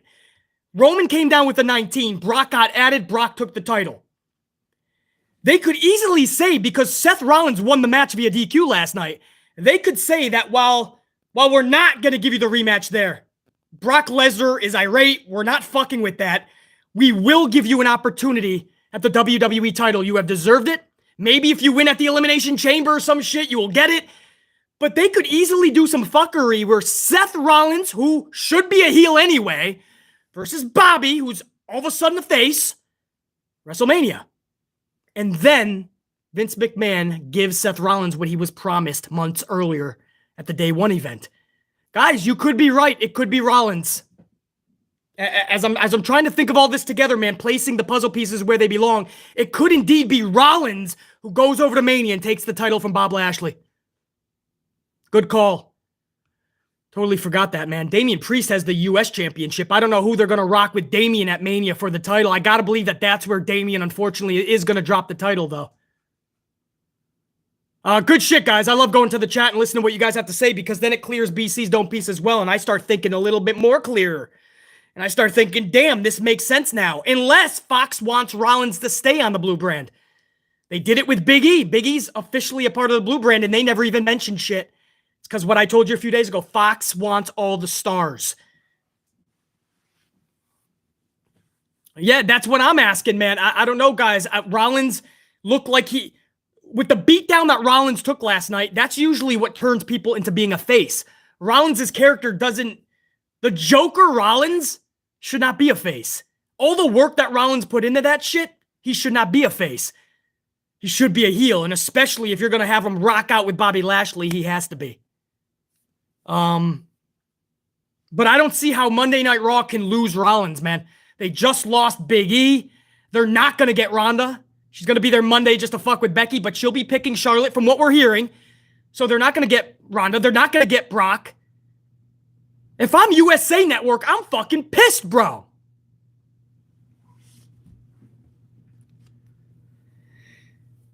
Let's take it back. Let's go from the jump here. Match number 4. The match was decent. I can't say good because I booked the match a month ago, 3 weeks ago when it was announced. I told you it was going to be 6 to 7 minutes. It was 10 minutes because you had 3 minutes of the referee being knocked out. It was basically 6 to 7 minutes. It was all just power moves. You had the barricade spot, and when it was all said and done, pretty lackluster. I'm happy and I'm proud of Bobby Lashley. I just don't see where this goes, other than maybe Rollins. And maybe he just has to beat Kevin Owens 75 times. Maybe that's the storyline.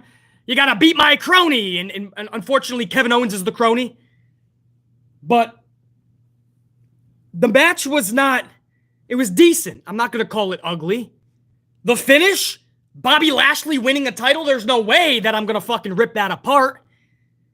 And Paul Heyman was fucking brilliant here. Paul Heyman was brilliant here, man. Brilliant with turning on Brock Lesnar. In the way that he stuck that pose, man. Honoring and acknowledging his tribal chief. The fucking swerve job. I knew. We talked about it recently. I said, is this all just a game, man? Is this all a swerve? And Paul is still with Roman. Because I felt like Roman was missing something the last several weeks. Roman Reigns has been awesome with Paul Heyman. Without him, it doesn't seem right. But I didn't expect it that way, man, last night. I'm thinking good here, man. I'm thinking a lot good. Now, it's funny. This is what I mean about WWE taking a shit on their own good shit. That went off beautifully, I felt. The ending, the finish, the swerve by Paul Heyman. Bobby gets the title that way. And by the end of the night, you're fucking cursing and lighting the company ablaze because of Brock Lesnar's and what they had Brock do. This is what I mean. They'll take a right and they'll fucking make it a wrong like an hour later. Because wait till we get to the actual fucking main event. Wait till we get to the Men's Royal Rumble. But match number 4, I thought it was brilliant. I love the swerve. I love the turn that Paul Heyman did. My boy Bobby gets a title. I just hope this is much better than his first run. I really hope it's not transitional and just for 2 months. We'll see. Match number 4 goes into the good column. Now, guys... Don't get it twisted. I told you guys the rules at the jump from the start of the show. That ugly, every ugly turns into 2 bads at the end. So technically, this may look a little sexy in favor of the good. In reality, if that turns into 2 bads, it's really 3 of 3 right now. Match number 5 is going to have to kick it into high gear if we want to be talking positive. So... It's 3 good, 1 bad so far, 1 ugly. But again, every ugly turns into 2 bad, so we're going to see what match number 5 can do. Can we create some distance? Because right now, it's pretty much tied up. Good and bad. So let's go into match number 5.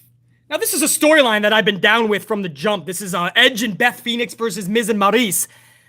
It's one of the only 2 actual storylines in WWE. It was Naomi and Sonya Deville, like actual storylines that have been going on for a while that actually have some substance. Even if you don't like the storyline or not, or it's boring you, it's still a story, right? Well, Edge, Beth, Maryse, Miz, right? You look at the wedding renewal segment, and they set all that up. They put some time and effort into it.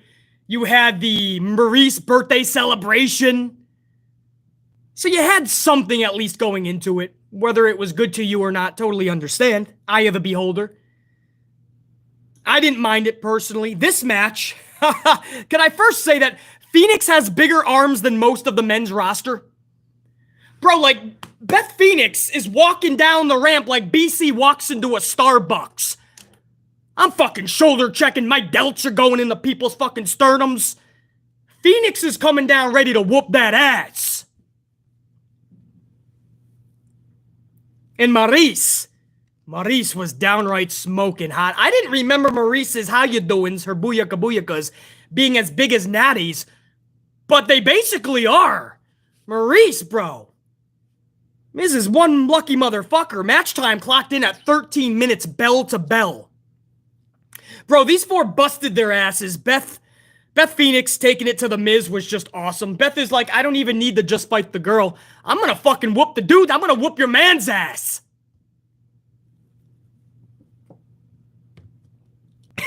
And she was beating the shit out of Miz, bro. I think he even got a power bomb from Beth.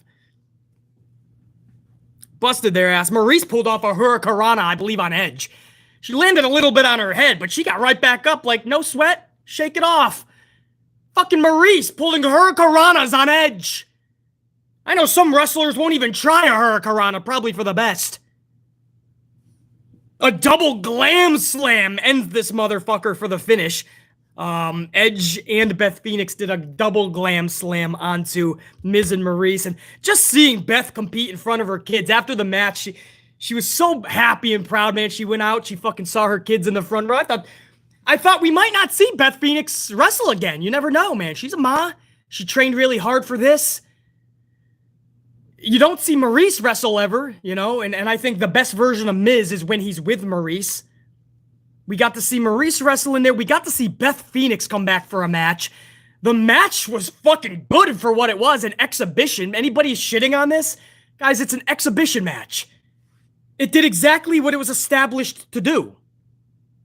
It was tucked in right before the main event. Usually Vince just puts ladies in there and has everybody go on their bathroom break. Or get your next fucking beverage. No, he put a fucking decently storylined match in there. And they rocked it, I felt.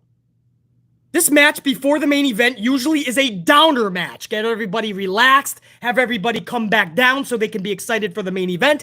This was not a downer. This was not that type of match. This was a match you could get into. And if you don't believe BC, and again, maybe you didn't feel that way, that's fine. Much love and respect. Eye of the beholder. But go back and judge the crowd. And that finish, that was raw emotion, man. It was pretty cool to see.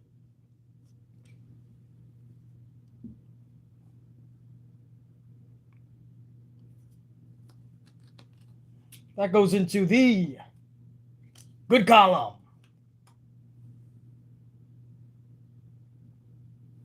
So going into the main event, 4 good, 1 bad, 1 ugly. Every ugly is going to turn into 2 bad, so it's 4-3. The main event is going to decide, let's be honest. If the main event can go into the good, then this was a good pay-per-view. If the main event goes into the fucking bad, then I believe we have a tie. Because every ugly turns into a bad, 2 bads. So then it's 4-4. If it's an ugly, then this pay-per-view somehow, even though it's 4-1-1, this pay-per-view ends up being fucking ugly. So let's talk about it.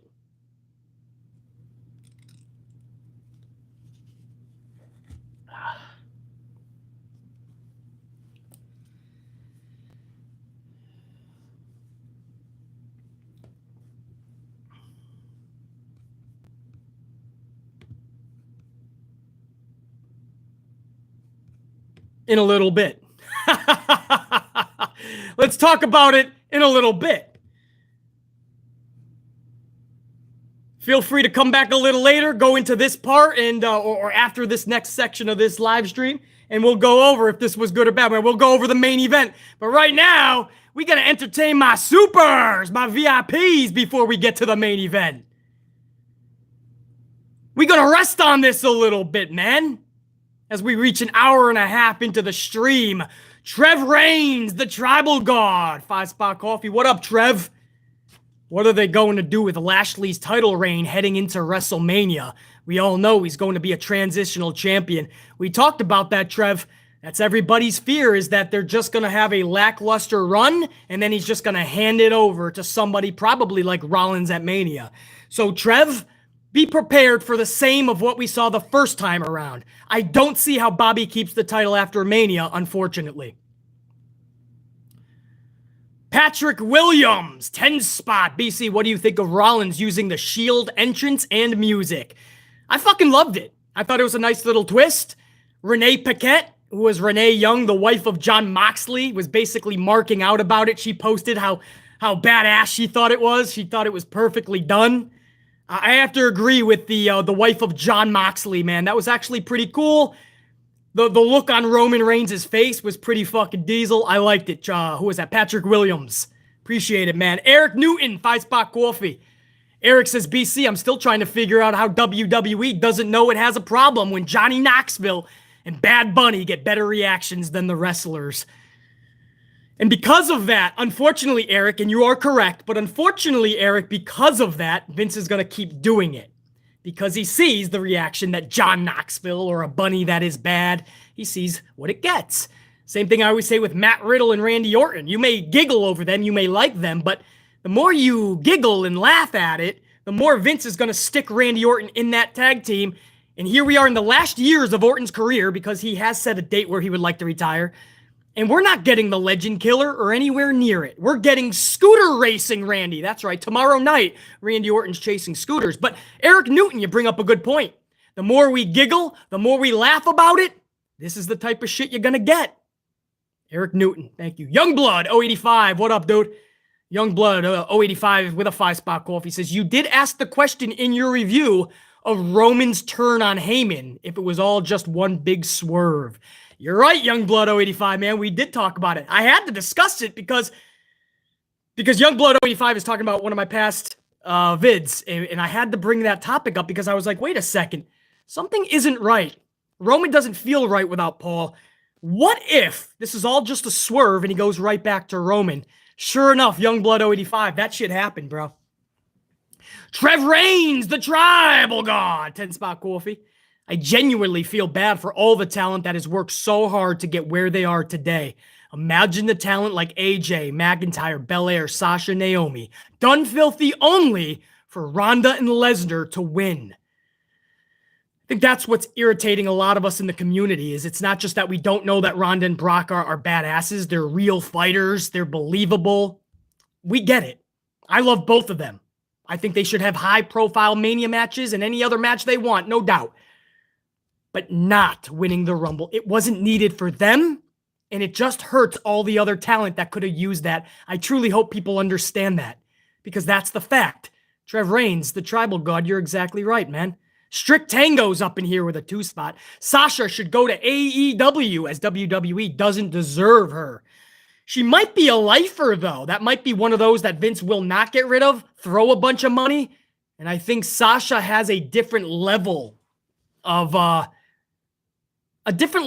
being in WWE, and I think Sasha's mindset is also not just on wrestling these days. She loves it. That's her shit. She's one of the best, if not the best female wrestler in the world, but I think she's starting to think more and more Hollywood as well. She knows that Vince and WWE would be that vehicle. I know, I wish her booking was a million times better. This is a pro Sasha channel, but Strict Tango, don't be shocked if Sasha's a lifer, bro. I mean, there was a time we thought AJ Styles, Kevin Owens, Sami Zayn, perfect for AEW. And it became evident that they're lifers, bro. Danny Green, 449, can see some major amplification coming.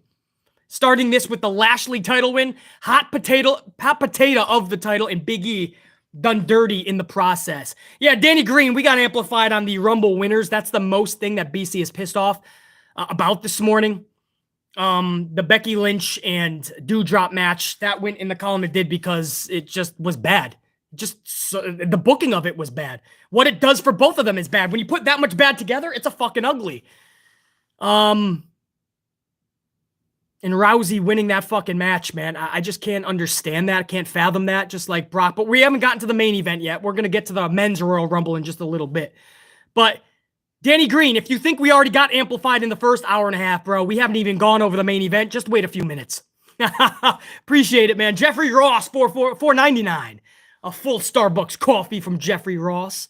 I'll catch this after work, just dropping an early like, and can't wait to hear all that went down last night from BC. I don't even watch it anymore. Jeffrey Ross is one of those people that don't even watch. They just tune into BC's channel, and they get it all dished out from BC. Jeffrey, I appreciate that, man. Thank you. Even at work, Jeffrey clicked on the live stream just to click on the like, dude. You guys are the best. Jeffrey, I appreciate it, man. Come on back after work. This live stream will be up on the channel. Joey's Adventures, 5-Spot Coffee. Naomi versus Sonya is Hell in a Cell worthy at this point. I just wish they would tell us why Sonya hates her.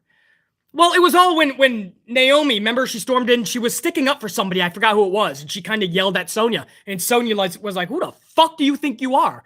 That's where it all started, Joey's. You got to take it back 5 months ago. But, I mean, I thought all of this has been well done. I totally get the story. I totally would believe that Sonya doesn't want to mix it up with Naomi because she's trying to just abuse her power. She was forced into that match this past Friday night by Adam Pearce and board of directors, and she'll be forced out of her position. I would love to see them two inside of Hell in a Cell, but that would also make a big chunk of the community cry because according to a big chunk of the community, they're so over this story. They're crying about it. It's too boring to them.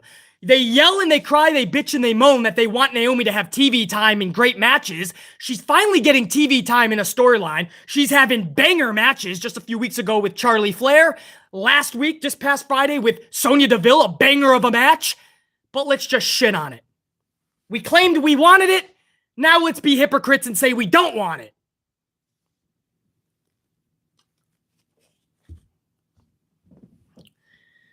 Joey's Adventures with a 2-Spot Coffee also says, I'm thinking Seth versus Lashley at Mania. Bro, I think you put that up there before we all came to that conclusion on the live stream. That's what I'm thinking too, Joey's. Seth Rollins was supposed to win it at the day one event before Brock got added. Is this trying to rectify their wrongs? And if case, this could be a case of two wrongs don't make a right. I don't know if I'm on board with that decision. We got to see how they play that out tomorrow night on Raw. Joey's Adventures. Jimmy Fingers 19 with a 10-19. Much love and respect, brother. Why have Lesnar win the Rumble when Reigns Lesnar was already booked after the Lashley match? Don't you use the Rumble to put someone else over? KO getting dumped by Shane and AJ dumped by Moss is two uglies in itself. I laughed at the Shane McMahon fucking thing, man, because I knew the whole community was going to rip this apart because they don't like Shane. I fucking love Shane McMahon. Kevin Owens has been 50-50 booked erratically anyway. If you think that's going to ruin him anymore. But Omos. or Styles. Omos, his tag team partner. AJ Styles being jumped by Madcap Moss. Bro, Jimmy Fingers 19. That was just fucking pathetic to another degree. One of the best wrestlers in the world. And Vince is just like, yeah, just have Moss. Let's have Moss throw him out. Moss. Damn it, Moss. I couldn't believe that, Jimmy Fingers 19. I'm like, damn. But when Shane did that to KO, I'm like, oh boy, here comes all the Shane hate. Vince McMahon fails to create new fucking stars. So when I hear Shane McMahon's music hit, you know what? For one fucking moment on a shitty Royal Rumble match, because that's what the men's match was. I haven't even gone over it yet. I'm going to in a few minutes. The match fucking blew. It blew. Chunks. It was shit. You think I'm going to cry about Shane McMahon? Nah. But Jimmy Fingers 19, man, you are exactly right when you say the words, why have Lesnar win the Rumble? Don't you use the Rumble to put someone else over. Not just over, Jimmy Fingers, but you help catapult them. You make somebody, and it means something. It matters for their Mania match. Ronda could have easily got brought back, even if you want her in a title match. You could have easily brought her back and done such. You could have done Brock the same fucking way. They do all this nonsense anywhere where they don't get to fucking pick their fucking champion. Elimination Chamber always decides shit as well. It's just wrong, man. It's not about if you liked Brock and Ronda winning it or not. If you liked it, if you freaked out about it, you marked out, Ronda won, yeah! Brock won! That's awesome! Congrats! I'm not saying what you should like and not. This is a channel where we have to talk about what is right and what is wrong, because that is why people are leaving the product in droves. That's why ratings are at all-time lows. I'm trying to tell you guys reasons every time I put out a video or a live stream. I'm not just yelling for my health. There's meaning behind it. There's a reason the product is going lower and lower in terms of fans enjoying it. It's because they're not. It's because of decisions like this. Anyway, Jimmy Fingers 19. You are so fucking right, brother. Prime Killer 2 spot. Cody Rhodes would have saved the Rumble. I love Cody's little, he kind of teased everybody earlier on his social media, and he was up in his jet plane. And down below, you see this fucking little area where he put St. Louis, Missouri. Like he's going to the Royal Rumble. That was pretty good. But yeah, Cody Rhodes would have been fun. But that forbidden door was never being broken down. Impact, Mickie James, that was as far as we were ever going to go. I thought maybe Okada, but Okada never did, man. Instead, that men's Royal Rumble lacked of anybody special. Derek Fleming Jr., $4.99. Damn it, BC. I don't know why I did that in the Vince voice. Damn it, BC. What the fuck did I watch last night? Move over, full-timers. Part-timers are here. Take your Mania. Oh, to take your Mania moment. Disappointing show last night. Some of the finishes just are just leaving us boggled. Derek Fleming Jr. And it's part-time power. When I started this channel, man, this was one of the discussions that a lot of people were angry about. Everybody was angry about part-timers, and I was like, they serve their purpose. You gotta still have these part-timers because Brock and Ronda bring so much realism and believability to the product. But they don't always have to be in a title picture. They don't always have to be going for titles. They don't have to be in a title match. They don't have to be champion all the time. Derek Fleming Jr., no doubt. Pimp Jesus! 5 spot. Let's get this review rocked out, BC. You know, bro, we ain't even done. I still got the main event to go over, the 30-man Royal Rumble match. We still have to talk about that, and that's going to decide if this was good, bad, or ugly, man. Don't forget, guys, the ugly, that counts as 2 bads when I go over the final tally. So technically, it's 4-3 right now. That main event we're about to go over is going to decide it all.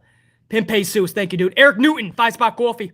Not happy with how dirty AJ and Sasha got done last night.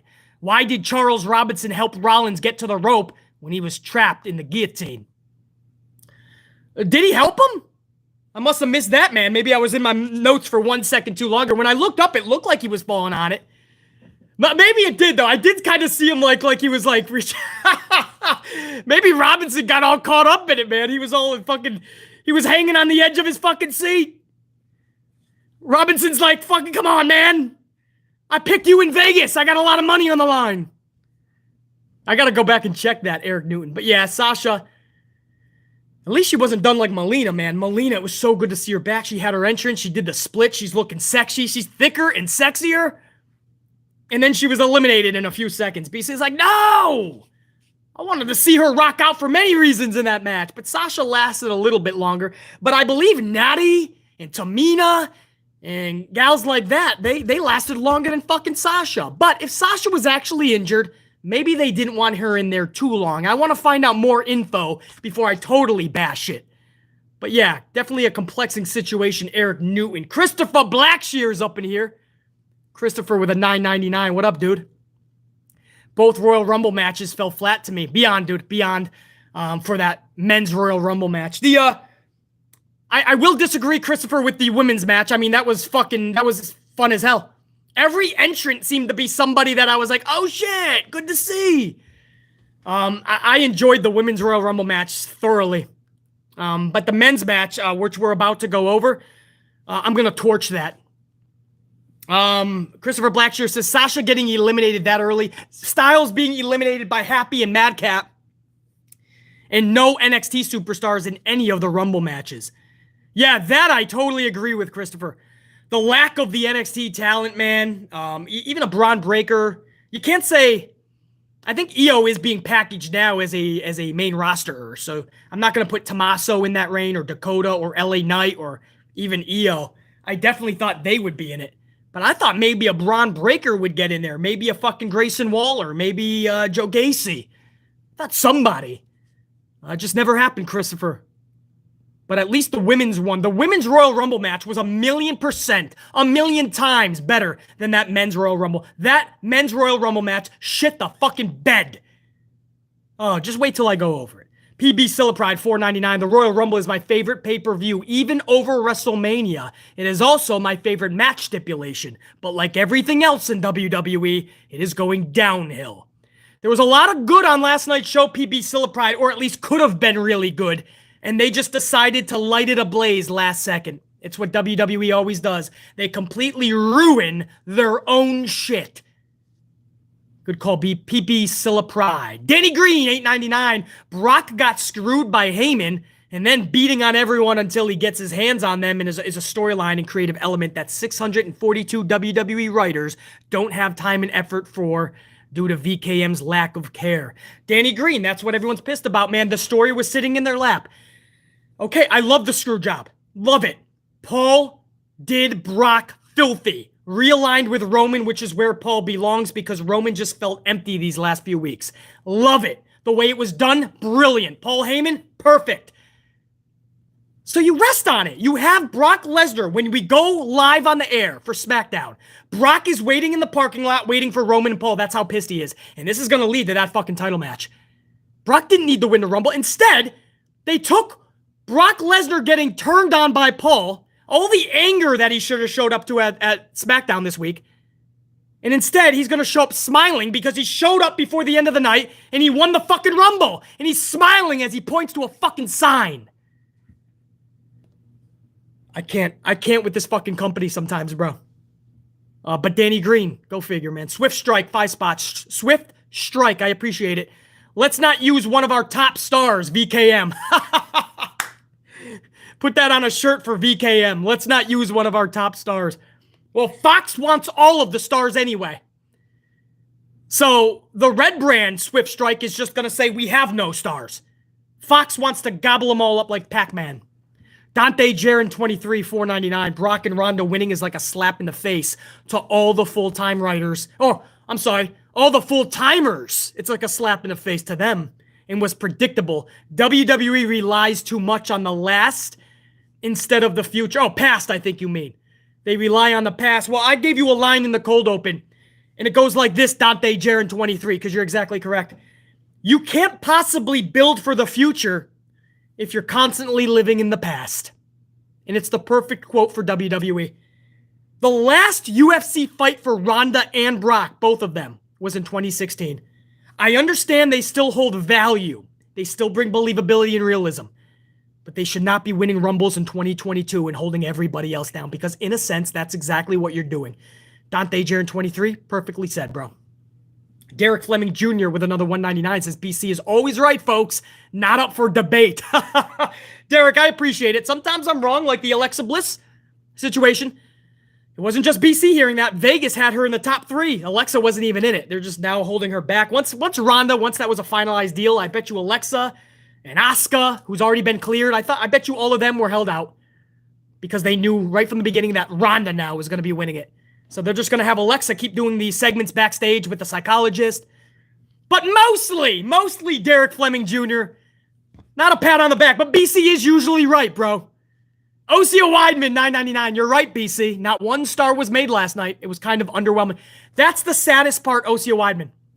Look at the entire night, not just the Rumble matches, even the shit that I thought was good. And I haven't gone over the main event yet for those of you just joining in. I still have to go over the Men's Royal Rumble to decide what this was, good or bad. But if you look at the whole night, nobody was made. Nobody was created last night. And the Royal Rumble usually creates, or should create. It's fucking mind-boggling, Osio Weidman. The whole night, 4-hour event. That was not a 3-hour. That was a 4-hour event. Pimp Jesus, 5-spot coffee. I gotta say it again, damn it. Typical WWE nonsense. Say it loud, say it proud to the highest of fucking mountain peaks. Pimp Jesus.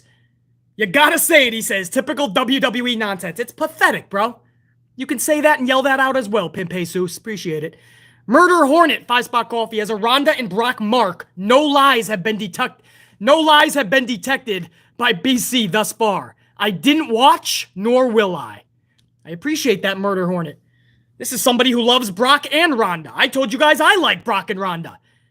But the fact is the fact is a fact is a fact. The truth is the truth is the truth is the truth. They should not be winning the Rumble. And if they do, it's unacceptable. And people like us, we have to hold the company accountable, dude. We can't just be like, what are you going to do? We have to hold that shit accountable, dude. Murder Hornet, appreciate it, man. Osio Weidman, $9.99. Damn, you guys came up. Fucking A, bro. There's a lot of you motherfuckers, dude, showing up loud and proud on the amp unit, bro. There's a lot more supers I know there was more as I started reading this first batch. I'm going to go to the end of the first batch, and then we're going to go over the main event to see if this was a good or bad pay-per-view. It's a premium event. Then I'll go back to the second round of supers. I appreciate it, guys. But I want to go over to Osea Weidman with another $9.99. Back in the day, characters like Brock and Ronda were used for exhibition matches. They didn't wrestle for titles. Vince's 22 years monopoly of wrestling has did wrestling more harm than good. Completely. That's what I mean, man. I'm resting on the shit that did work from yesterday. And yesterday meaning years and years ago. That's how I know it's a proven good business model. You can have the Rondas, man. Just have them in an exhibition match. Have them in a match and a good storyline that has nothing to do with a title. In 2022, Roman and Ronda, fucking Brock and Ronda do not have to be in a title picture. I'm sounding like a broken fucking record here. But I really hope that everybody understands how wrong this decision was on both accounts. Osea Weidman, no doubt. Swift Strike, 2-spot. Rollins Joker run. Well, Swift Strike, I was hoping. Last night, it looks like they turned him face with a beatdown from a steel chair by Roman. And now it looks like this good Joker Rollins run, it looks like he's just going to be a face now. And Joker Rollins should not be a face because it's not just going to work. But if he is going for Lashley's title for Mania, Lashley just turned into a face. So now Rollins looked like a total face getting beat up last night. But then tomorrow night on Raw, he's just going to start acting heel again? This company's decisions. They don't think what their decisions that they make today, they don't think about how it's going to affect their tomorrow. There are consequences to decisions. And when you book erratically and tragically and recklessly and negligently, it will come back to bite you in the ass. Swift Strike, Joker Rollins run. Possibly. Let's see how they're going to pull it off. Trev Reigns, the Tribal God, another 10 spot. I'm even a fan of Ronda Rousey and Brock Lesnar, and they definitely didn't need the Royal Rumble win to choose Lynch and Reigns. Us fans and talent were done filthy. Trev Reigns is the latest one to tell you. I'm telling you guys, man, I said I don't mind Ronda and Brock. I got a lot of Amplified Unit members that are telling you they're fans of Brock and Ronda, and they know that's ridiculous to have both of them win. Same night. No reason. Nobody was built in the matches. And Trev Fane says that the fans and the talent were done dirty. Well, I told you guys earlier, it's not just people like BC that are pissed off about the decision. It's not like we're just pissed off because we didn't get our way. Even people like Alexa Bliss tweeted out, "What a surprise," with a meme of somebody just like, really?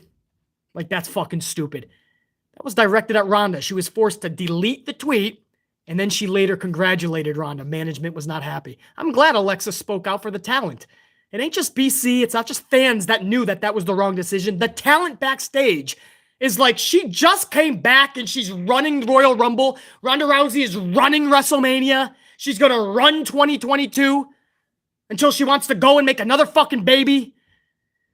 How do you not feel bad for the fucking talent, bro? Trev Reigns, absolutely. Eric Decker, 2-spot. Rollins is more like Two-Face now instead of Joker. 50, exactly right, Eric Decker. Which side is he at? You never know which day Seth Rollins performs. Is he supposed to be more of a face, more of a heel? He's more like Two-Face than Joker. I love it. Bakayuka's up in this bitch. Yo, Bakayuka. What up, man? 2-spot. Rollins is more like... Oh, no. Baka says Seth versus Roman. Best match for me for this year's Rumble. Yeah, probably wrestling-wise, that's going to end up being the best match on the card. I'm not sure that's saying too much, but Seth Rollins and Roman Reigns, absolutely, in terms of sheer wrestling, best match. Although Edge and Beth versus Miz and Maryse, man, for a lot of people, probably more entertaining than they thought it could have or was going to be. Bakayuka, no doubt. Jimmy Fingers 19, 519, Jimmy Fingers 19. Let me give a salute here. I know it's not a category, but Lita's triple X Granny Bloomers has to go into the bad column along with Kelly's complete face transplant. Jimmy Fingers 19. Some of the outfits last night, you do wish that somebody could have just stopped them right at Gorilla before they went through the curtain and said, "Hold up! Who's dressing you, brah?" Jimmy Fingers 19. I don't want to fucking harp on it too much. There was, yeah, I don't know what Lita was wearing. I tell you this, though, Jimmy Fingers 19. I would have taken Lita over Ronda winning it. If she was wearing fucking Mickie James's trash bag, I would have taken Lita over Ronda. But Jimmy Fingers 19, there was a lot of like, what the fucks. Jimmy Fingers 19, what about Melina getting thicker, sexier, and wearing that fucking outfit? Man, I couldn't believe that shit, Jimmy Fingers 19. Swift Strike, 5 spot. Melina aged like wine. Swift Strike, I was just telling Jimmy Fingers that, bro. Melina came out thicker and sexier, and I was like, oh, if she does the splits, I'm falling over in my chair. Like Vince McMahon. Remember when fucking, was it Stacy Keibler put his legs on fucking Vince's shoulders and he went backwards? Melina, I couldn't believe that, dude. I mean, how sexy can one woman be? Just, I guess, go look at Melina from last night. Venus Soldier 92, 5 spot BC. Auntie Tamina has job security in the WWE. That's why she's not worried about botching up a match. Yeah, Venus Soldier. I'm guessing that it was so bad. And for those of you that's just tuning in, I know this is a long review on a fucking Sunday morning or afternoon. But I spoke earlier about how Tamina was not told the rules or something about a Royal Rumble match. Every time somebody was about to get eliminated, Tamina would break it up every fucking time. And I was like, why didn't nobody explain the fucking rules? I gotta believe Venus Soldier that was booking telling her to do that. But you gotta stand up to your bookers, to Vince, to your boss, and just be like, dude, wait, doesn't this not make sense though? You know, it's the wrestler's responsibility if something doesn't make sense to that degree. I mean, Tamina was botching every possible elimination that somebody was trying to do. Wouldn't you let them eliminate people? If it's once or twice, okay. It's just, you know, it's bad, but it's like maybe they're not thinking about it. But when you do it 12 fucking times, Venus Soldier 92, she does have job security.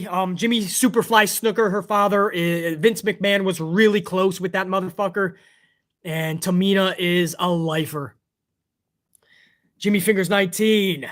Oh yeah, that is a new one. Jimmy Fingers 19, 519. I almost called him Coffee. Coffee Kingston. I need another coffee, man. This one's getting cold already. I'm trying to nurse it so I can finish it right at the end of the, but it's already going pretty fucking low. Coffee Kingston? Kofi Kingston. His false elimination spot goes into the good column for Jimmy Fingers. It was great the last 48 Rumbles, but I don't need to see it anymore. Yeah, I don't know if I should, oh no, I dropped my fucking 3. Hold on. Hey. Fucking A, bro. I dropped my 3, man, just in case we got to put a 3. One ugly away, man, and that goes a 3 in the bad. I dropped my fucking 3. The fuck back here. You ain't running to AEW. You're going to finish this review, 3. 3 is going to join fucking Blue Marker. My faithful viewers know what I'm talking about. Jimmy Fingers is done with Coffee Kingston doing that spot in the Rumble. I didn't know if I should go over this now, Jimmy Fingers, or later when I go over the match. All right, let's go over it now. Fuck it. I felt so bad for the guy. For those of you that didn't see the Rumble, Kofi Kingston went for one of those things where he jumps onto the barricade, but he latches onto it. His feet don't hit the ground. His feet, unfortunately, hit the ground. I felt so bad for the dude. He was looking at the ref like, no, please, let Vince tell you I can continue. The ref was talking for him for an exorbitant amount of time, and you could tell that they were awaiting the replay. Vince was going to tell the ref if he should do what he was going to do. Latch on, walk the barricade, jump onto the steps, and get back in the ring. So they watched the replay. It was just too obvious that both feet hit the ground. Kofi did himself dirty in that instance. I felt so bad for him. And you could tell when the ref told him, you're done, bro. The look on Kofi Kingston's face, sheer dread, especially because he had just gotten into the match, bro. I felt so bad for him. Jimmy Fingers 19. At least Jimmy Fingers is happy about it. BC felt bad for good old Kingston, bro. PB Silipride 499. In the first Women's Royal Rumble, Sasha enters number 1, makes it to the Final 4, last 54 minutes. In 2022, Sasha enters 1, last 9 minutes. Unacceptable. Yeah, PB Silipride, but I don't know if Sasha was actually injured, man. If she's really injured, you don't want her going 40, 45, 50 minutes. Give her an awesome first entrance. She gets her music. Give her some fucking time. But she gets eliminated because she is still injured. Maybe they're looking out for her. I have to find out more information before I totally bash this. But I knew Sasha wasn't winning this. Unfortunately, this is a pro Sasha channel. There was no way she was going to win this. PB Scylla Pride. And if she's actually injured, I don't want her in there for 50 plus minutes, man. I want her to have a good 2022 in this business, in this company. I don't want to see her sidelined because she tried to do too much in a fucking Royal Rumble match that she was going to lose anyway. So I'm not putting too much stock. I'm not putting too much stock into this. She was obviously cleared to compete, but maybe they were just being cautious on it. But she was never going to win this. My biggest thing here, who was that? I'm sorry. PB Scylla Pride. My biggest thing here is Zelina eliminated her. Now, I love Zelina. I'm glad she eliminated Top Talent. That's great. I don't know about Sasha, but okay, good for Zelina. But this tells me, what are they doing here? Bayley's coming back any day now. Zelina's in a tag team. They're not going to have anything for Sasha. Charlie's belt is going to be hogged up by Sasha. I'm sorry. Charlie's belt is being hogged up by Ronda. It looks like Bianca is going to go for Becky's title again at Mania. So the only thing for Sasha is probably going to be Bayley comes back and we do a fucking Boston Hug reconnection. And they take the belts from Mella and Zelina. And then, if it looks like the Bellas last night, it looks like they were going more heel when they were giving the L to everybody they eliminated. Maybe the Bellas take it from Boston Hug by SummerSlam and not Mania. That's what it looks like, the trajectory. We'll see.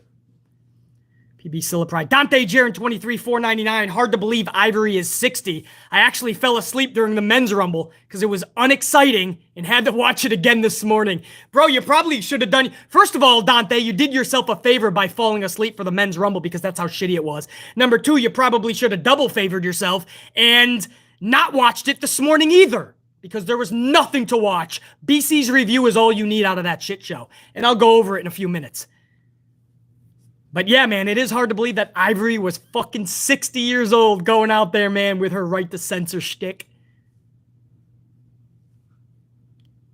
Swift Strike, 5-spot. We don't build stars, we call stars, VKM. Another t-shirt, Swift Strike. PB Scylla Pride, $9.99. In the 2020 Women's Royal Rumble, Bianca and Shayna alone eliminated half the pool, only to be eliminated by Charlie. In 2022, Charlie eliminates both of them again, plus Rhea Ripley, who she ruined in WrestleMania 37. Yeah, I mean, you're not going to have the same story play out every Rumble, though. Bianca and Shayna eliminated half the pool, only to be eliminated by Charlie. But Charlie eliminated Bianca again this year, PB Scylla Pride. So, consistent storytelling there. Bianca lasted a long time, and Bianca got eliminated by the same motherfucker. Oh yeah, no, that was this year. Yeah, that's what I'm saying. Bianca was the one who lasted last year. Bianca won that son of a bitch, and then she got done dirty at SummerSlam. What the fuck am I talking about? Charlie eliminates both of them again, plus Rhea Ripley, who she ruined in WrestleMania 30. PB Scylla Pride, if you're trying to make sense out of any of this, you're not gonna. I understand. The match was still way more exciting than the men's Rumble, bro. It just was. You take away the Ronda Rousey win, which went exactly where it should have went. The match, every fucking participant, I would have... The way it went down for the women, I would have taken that shit for the men. Give me 18 names I haven't seen in a long time. Because the way that it unfolded for the men, I didn't give a fuck about the whole roster. That's how poorly they've been booked. So we could say that, we could cry about them announcing in advance the surprises. We could cry that half of the Women's Rumble was surprises and old talent.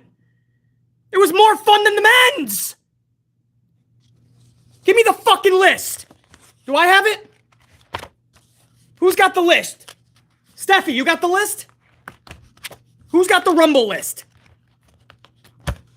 Come on, where's the fucking list? Give me the fucking list, man. Hold on. This live stream is coming to a fucking halt.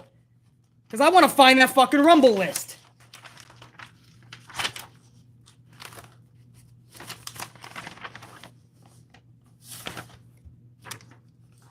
Take that one. No, I'm done with that. That was the first three. Give me the Rumble list. I'm going to get the fucking list of the fucking men's Royal Rumble. Oh, you know what? Ah, PB Pride. I'm gonna fucking show you just how fucking dastardly horrible this men's Rumble match was. Give me 2 minutes. Let me go over the last few first-round supers. All the other supers, guys, I'm gonna go over after I go over the main event. Deal? Because we just spent a good almost hour going over fucking supers. There was like a fucking 100 super VIPs, man. You guys are the best. Let me go over a few more, and then I'm gonna go over this fucking list. Who is that? Fucking Jimmy Fingers 519. Brock shoot German suplexes on Lash have to go into the ugly. He wasn't able to flat back on any of them. Lash landed on his neck shoulder every time. Yeah, I noticed that. It looked like after about 2 of them, Bobby Lashley no longer wanted to take them on his back, upper back, and BC started to cringe on that. I really did, guys. I literally took the notes, and I started watching like this because I thought he was gonna pop out his shoulder.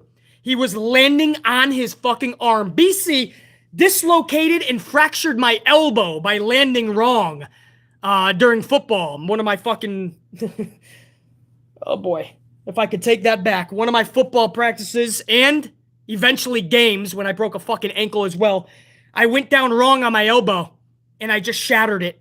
Fractured it. Dislocated it. It looked like Bobby Lashley was going to land the same way, man. I was cringing on that shit. Bobby Lashley did not want to take those suplexes. But I'm not going to give that. I'm not just going to throw uglies away for that, though. Although that was fucking ugly. Jimmy Fingers 19. Anis Sarwar 499. If Mania is redundant as fuck, I'd take a Naomi versus Sonya match. Give them 20 to 25 minutes and let them go. I'm with you, Anis. Shh, don't tell the community that. They'll fucking cry about it.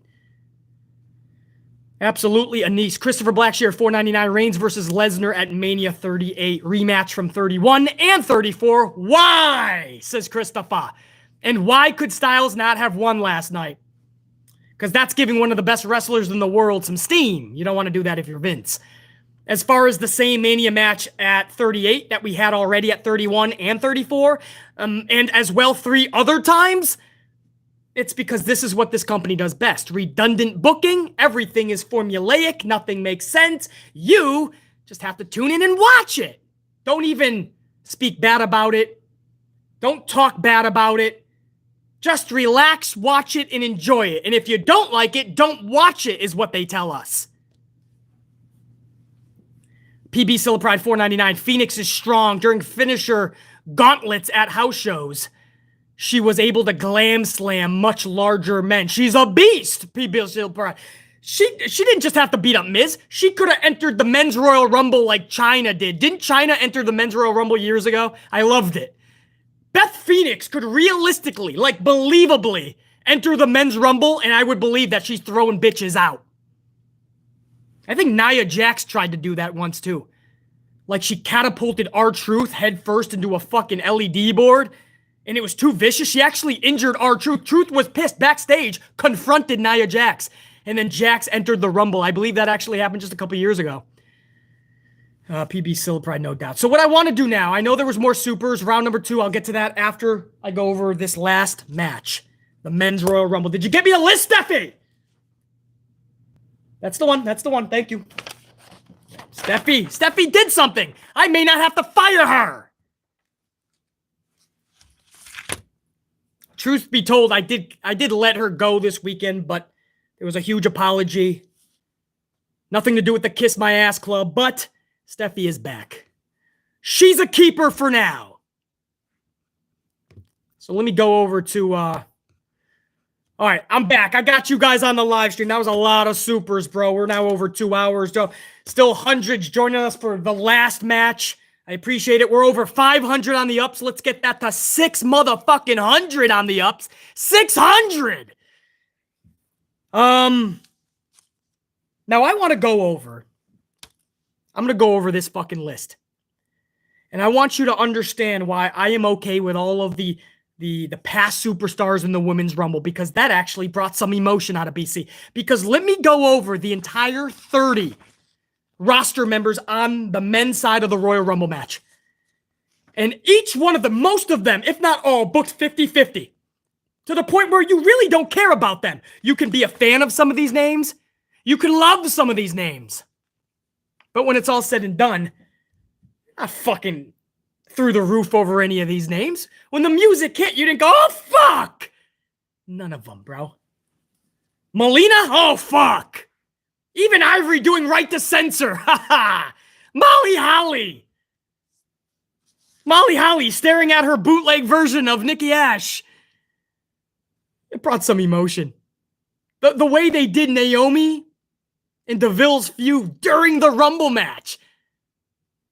Perfectly done, especially using Cameron inside of that feud.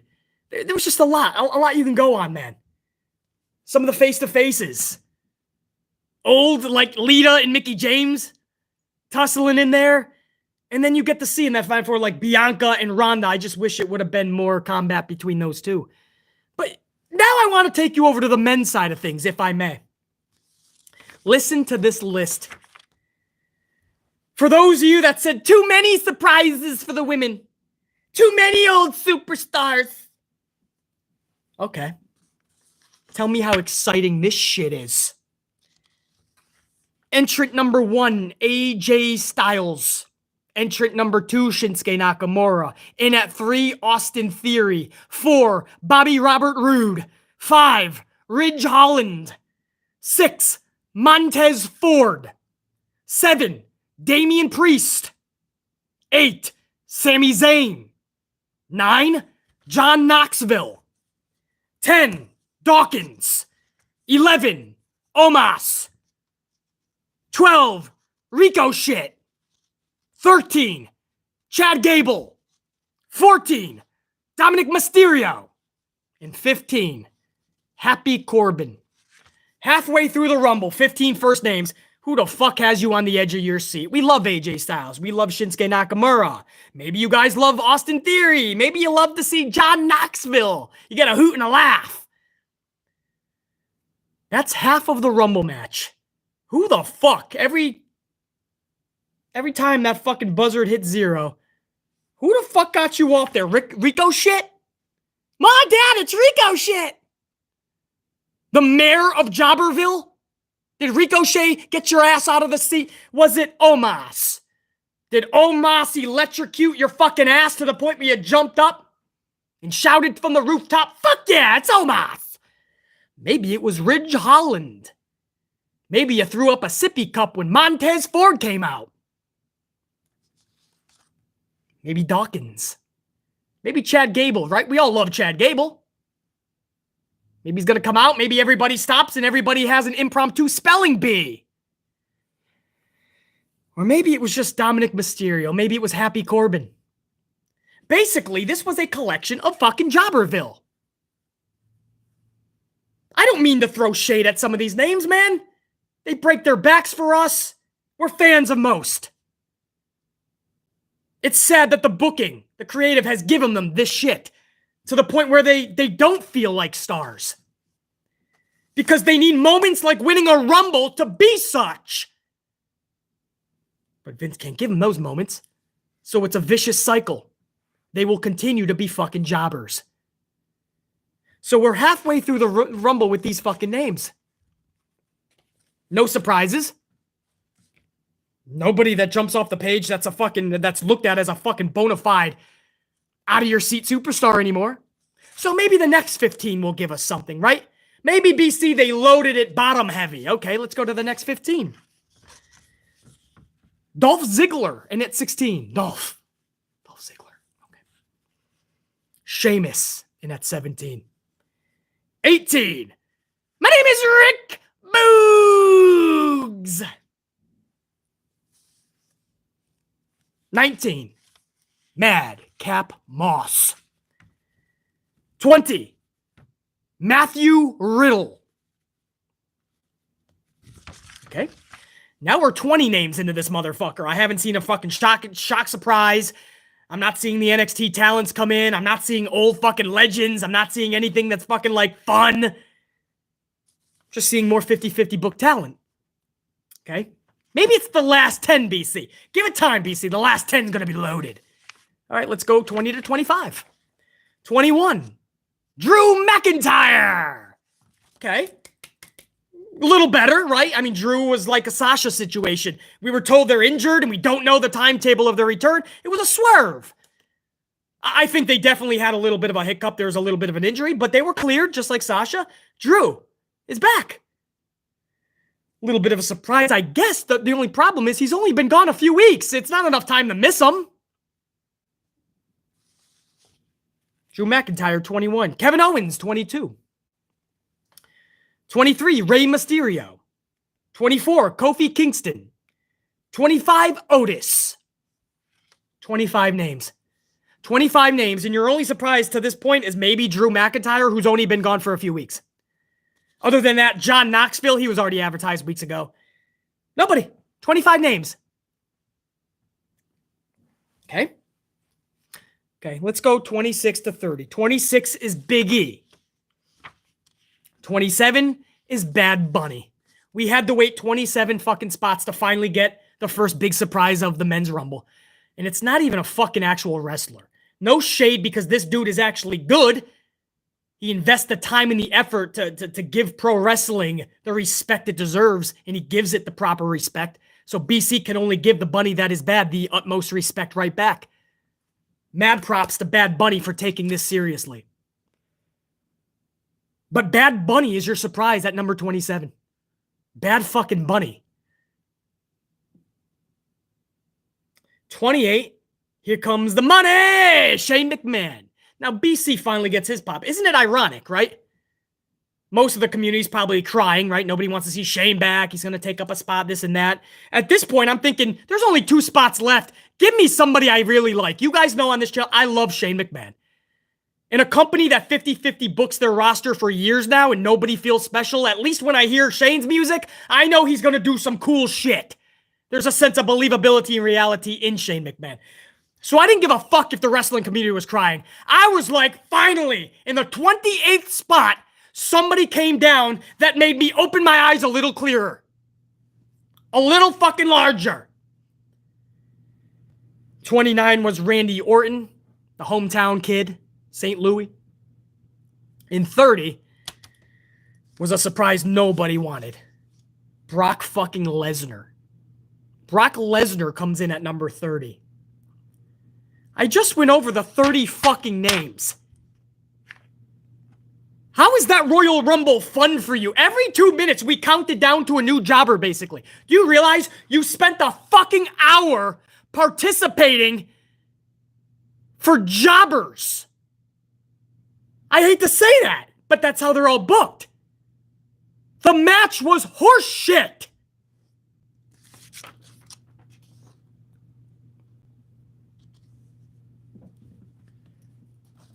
Steffi, take that, burn it. Burn it. The entire sheet. So I'll go to the notables, right? What's the notables? I didn't say put it in the garbage. Burn it. Go out now. Burn it. I'm not calling for my music for at least another 20. Burn that shit. I want that list burned. So now for the notables, all right? Moss eliminates AJ Styles. Yeah, okay, buddy. Isn't it sad that the first part of my notables is a fucking tragic situation where AJ Styles is being eliminated by a guy who literally just, by his dress code, you can't take fucking seriously.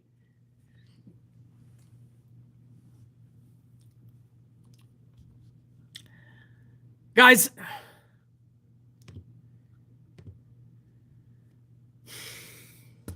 whatever. You know, I could fucking harp on that. Just think about that, please. AJ Styles got eliminated by Moss. And then you wonder why BC is so fucking infuriated this morning in this fucking review.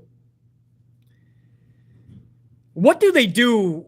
What did they do to Boogs, by the way? If we're talking about appearance for Moss, what the fuck did they do to Boogs?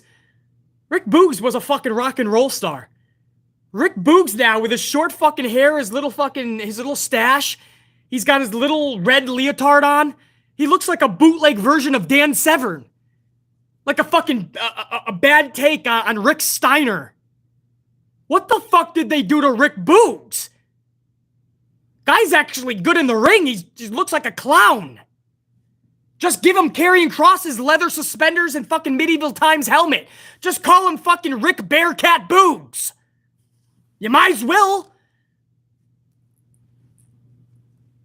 Fuck are they doing to these people?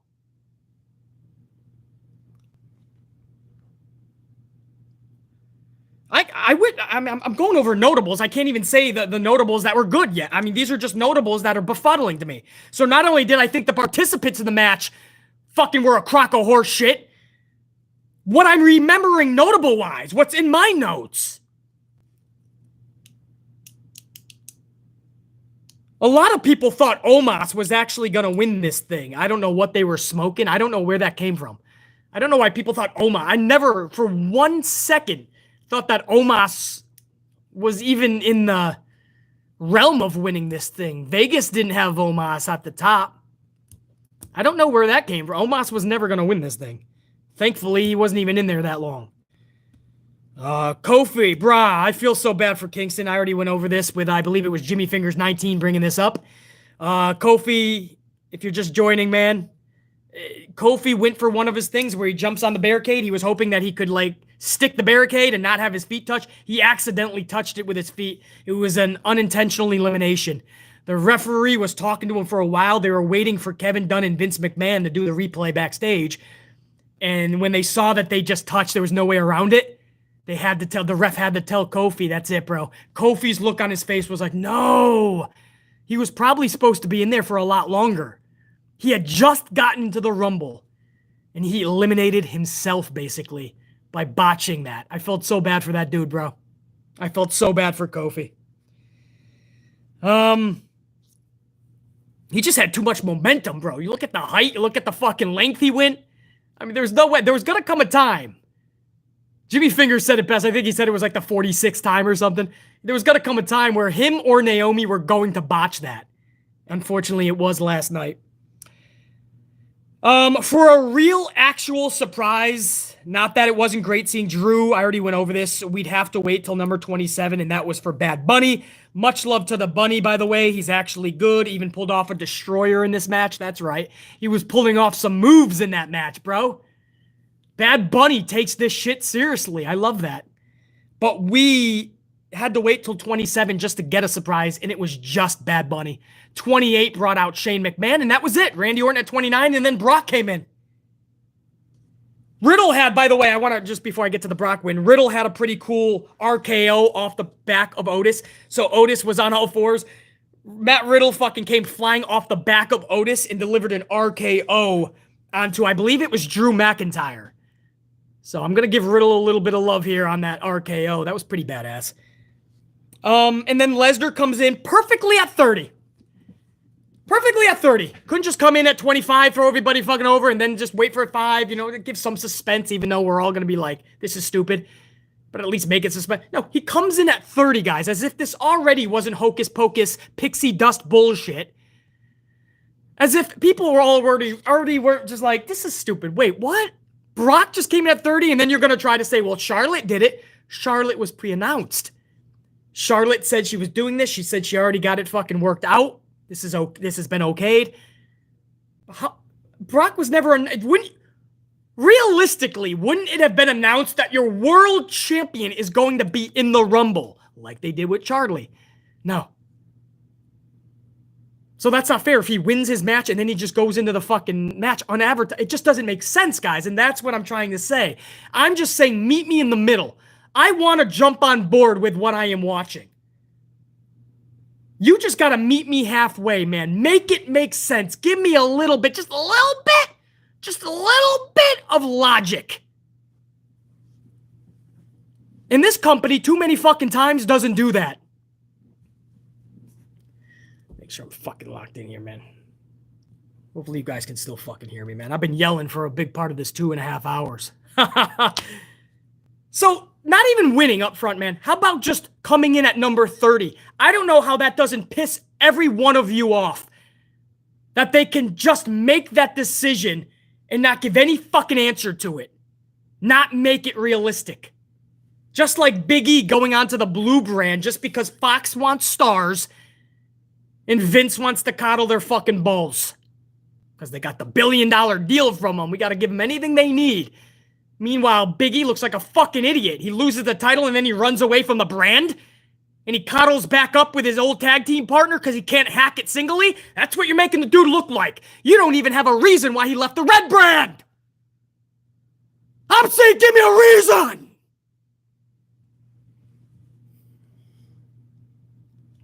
Fuck, bro.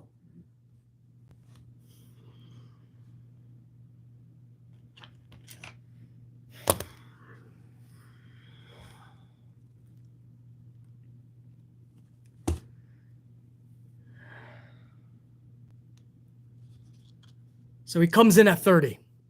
Okay. Okay, it's clear what's going to happen now, right? We know what's going to happen. He's going to fuck everyone up. He's going to toss them all up like they're yesterday's garbage. You thought Mark Carrano giving a trash bag to Mickie James was bad? Everybody is about to become a trash bag to Brock Lesnar, okay? I want you to really feel these words. I want you to understand this, or I'm trying not to fucking yell. Understand these words. Everybody's going to be a trash bag. They're going to be thrown over the top. Now, I'm just hoping that in all of this bullshittery, this buffuckery, in all of it, hopefully there's some fun in there. Hopefully there's some intrigue. Hopefully there's a cliffhanger storyline. Hopefully something ends this show a little better than where we think this is going, and Brock is just going to throw everybody into the fucking main garbage. Every trash bag goes into the garbage, and then he just points at a sign and we go off the air. Tell me there's more. No.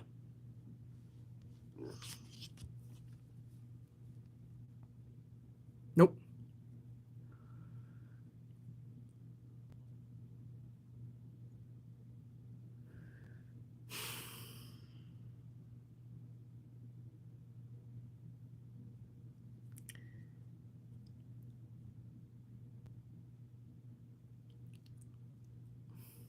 He goes out there.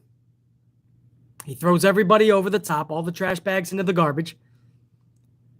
He wins this thing, coming in at number 30. He points up at the sign. We go off the air.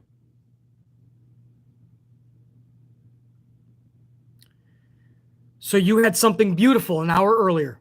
Beautiful. The swerve. Paul Heyman turns on Brock Lesnar. Paul Heyman rejoins the tribal chief. That is his head of the table. Perfect.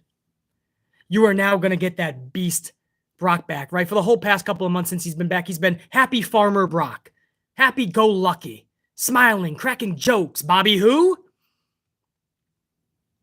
We're finally going to get that beast back, that mean guy, right? Maybe that's the saving grace in all of this with the swerve and Bobby getting the title. And 1 hour later, you can't even let this thing sit till Friday SmackDown. 1 hour later, bro,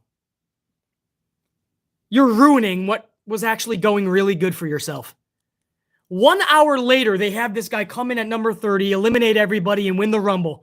And then Friday night, he's just going to come with a smile and say, you thought you swerved me, I swerved you. And he's going to have a smile, and he's going to point up at the sign, and he's going to tell Roman, I choose you, I'm coming for you. I'm going for that belt. You just botched what could have been awesome. I've said this 2 or 3 times already. My way, you start Friday SmackDown. You start it in the parking lot. The show goes on the air with Brock in the parking lot, fucking security up, throwing people in the walls. He's waiting for every car that comes into that lot. Every car has to be inspected by Brock because he's waiting for Paul and Roman. And he's throwing people out that are not.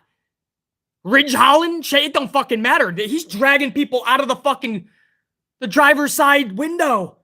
Pulling them out, throwing them into a fucking wall. But he's waiting for Roman and Paul.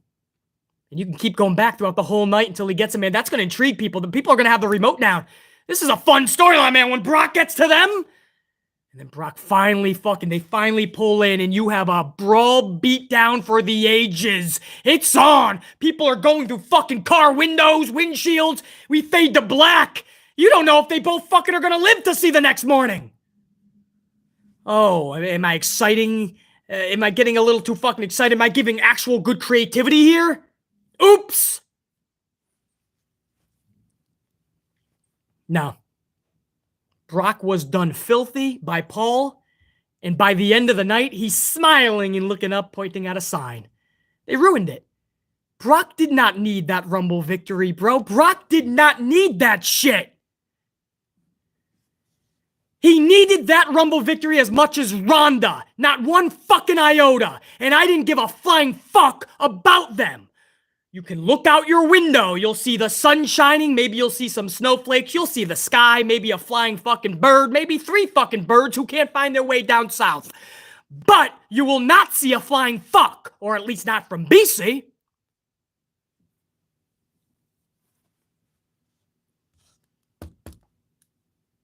And it was all for what? There you go, Vince. You got your Roman and Brock match. And you sacrificed an entire Royal Rumble just to get a Roman Brock match we've seen 79 times before. You sacrificed your Women's Royal Rumble for Ronda Rousey and Charlie Flair, a match I've already seen in the past. And a big pay-per-view too, Survivor Series.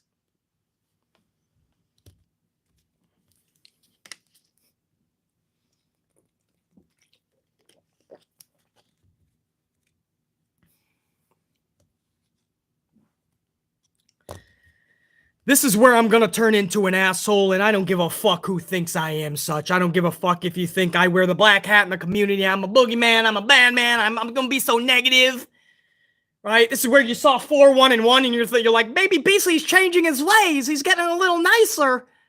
Well, don't forget, one of those that ugly that turns into 2 bads. You want to stay away from uglies. So technically, that's 4-3, because that ugly is gonna turn into 2. So it's 4-3, and things are about to take a drastic, tragic turn for this show.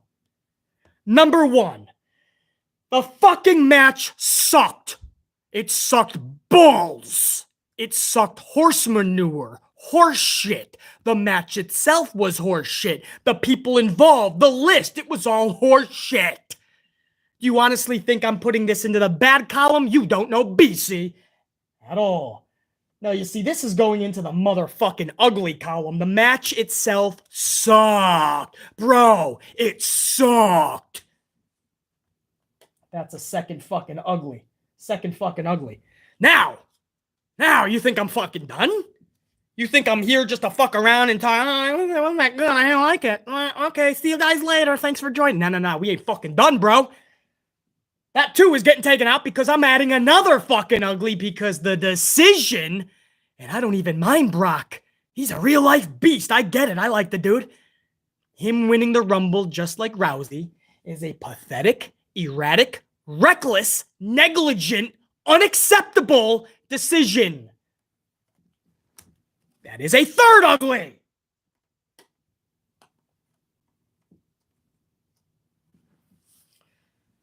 Oh, how things have changed. Not my fault. You can call me the asshole all you want. You can say I'm being too negative. You could say that I'm being too harsh. I'm criticizing this too much. No, I'm not. I've been fair from the beginning of this 2.5 hours ago. 2.5 hours ago. I've been fair every single second for 2.5 hours as I screamed about my frustrations and even things I liked. You see 4 fucking goods. I don't have a narrative.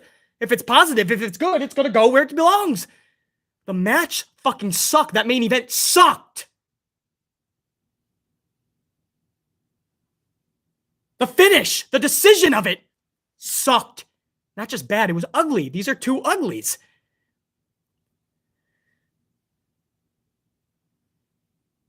I don't understand how else anybody would want me to put this. So when it was all said and done, you had 4 goods. Some people may say some of those goods, BC was actually being generous. You had a bad? You had 3 uglies. Now I fucking told you at the beginning of this review, stay away from the uglies.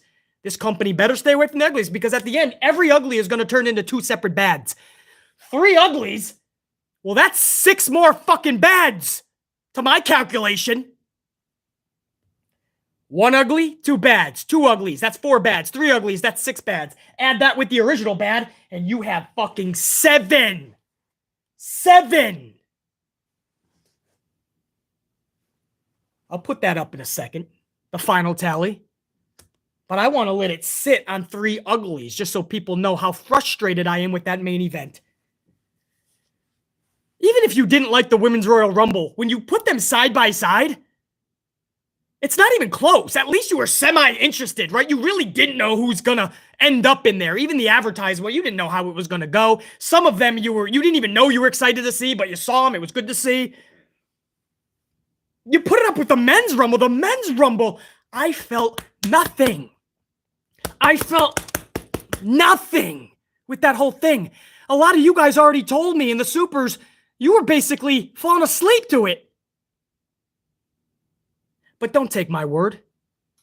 If you think I'm being too harsh about it, but you didn't see the event, go back, watch the event, watch that last match, and you tell me where the excitement was for the entire fucking hour.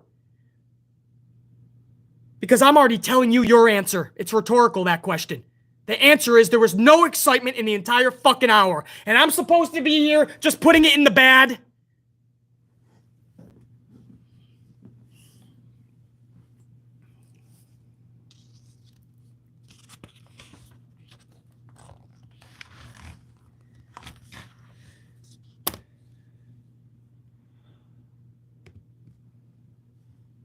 Asking my unit a question. Hold on.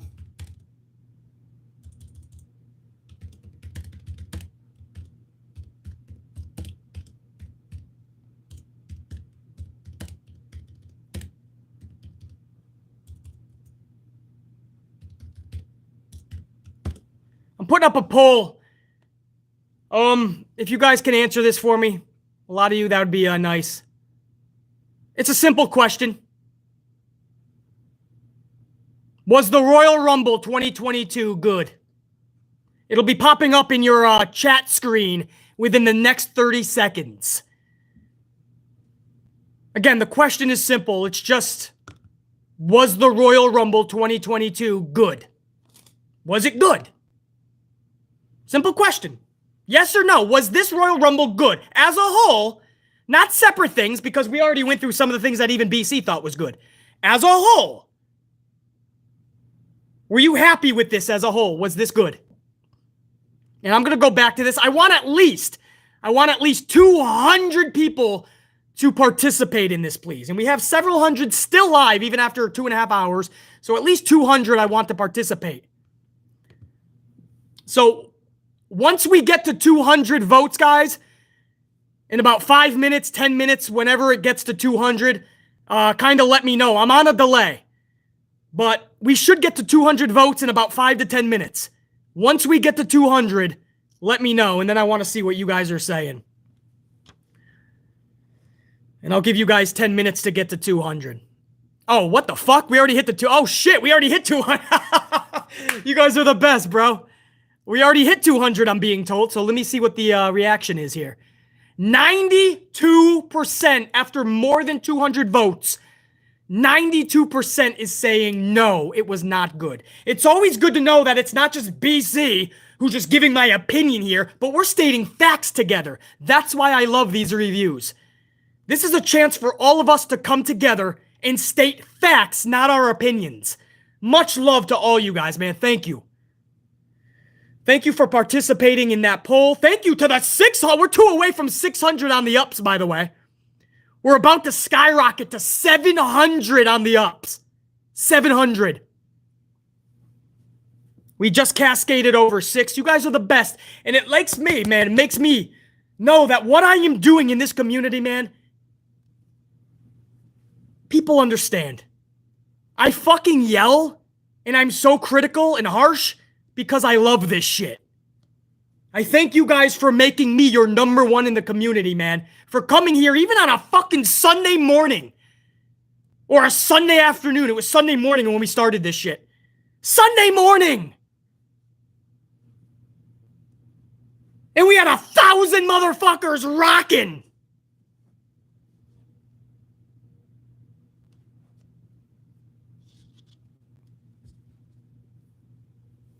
Thank you, man. Honestly.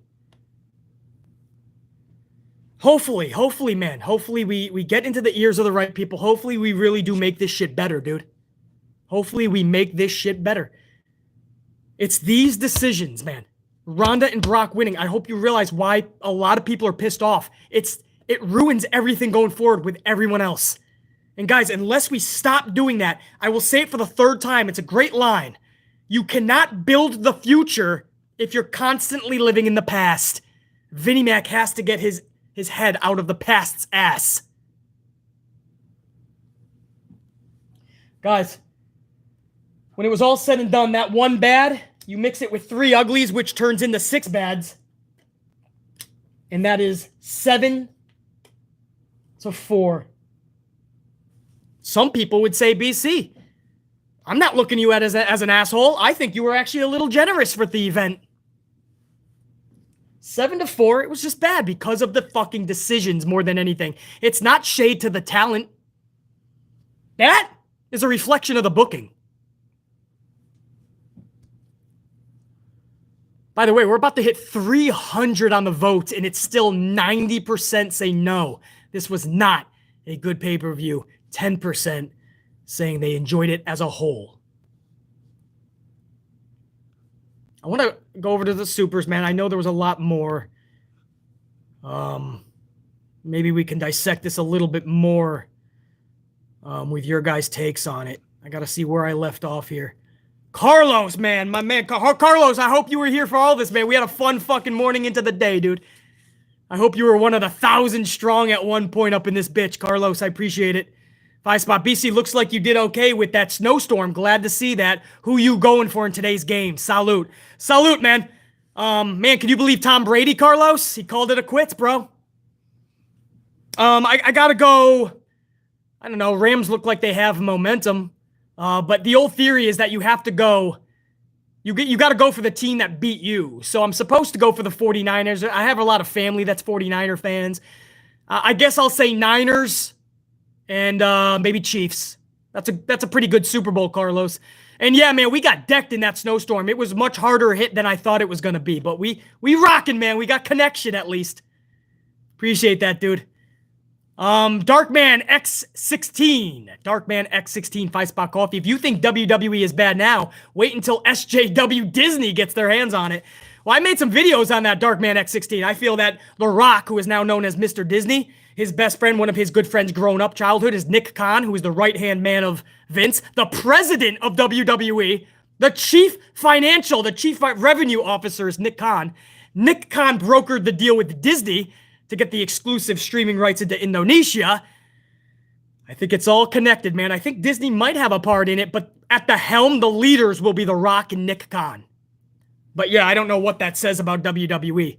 You know, you want to say Darkman X16. Can it possibly be any worse than Vince at the helm? I think the answer is actually yes somehow. But if Disney has The Rock in them, I don't know about Nick Khan. Nick Khan has shown that he'll fire anybody for the bottom dollar, but The Rock at least understands the business. Them two together leading WWE, running it.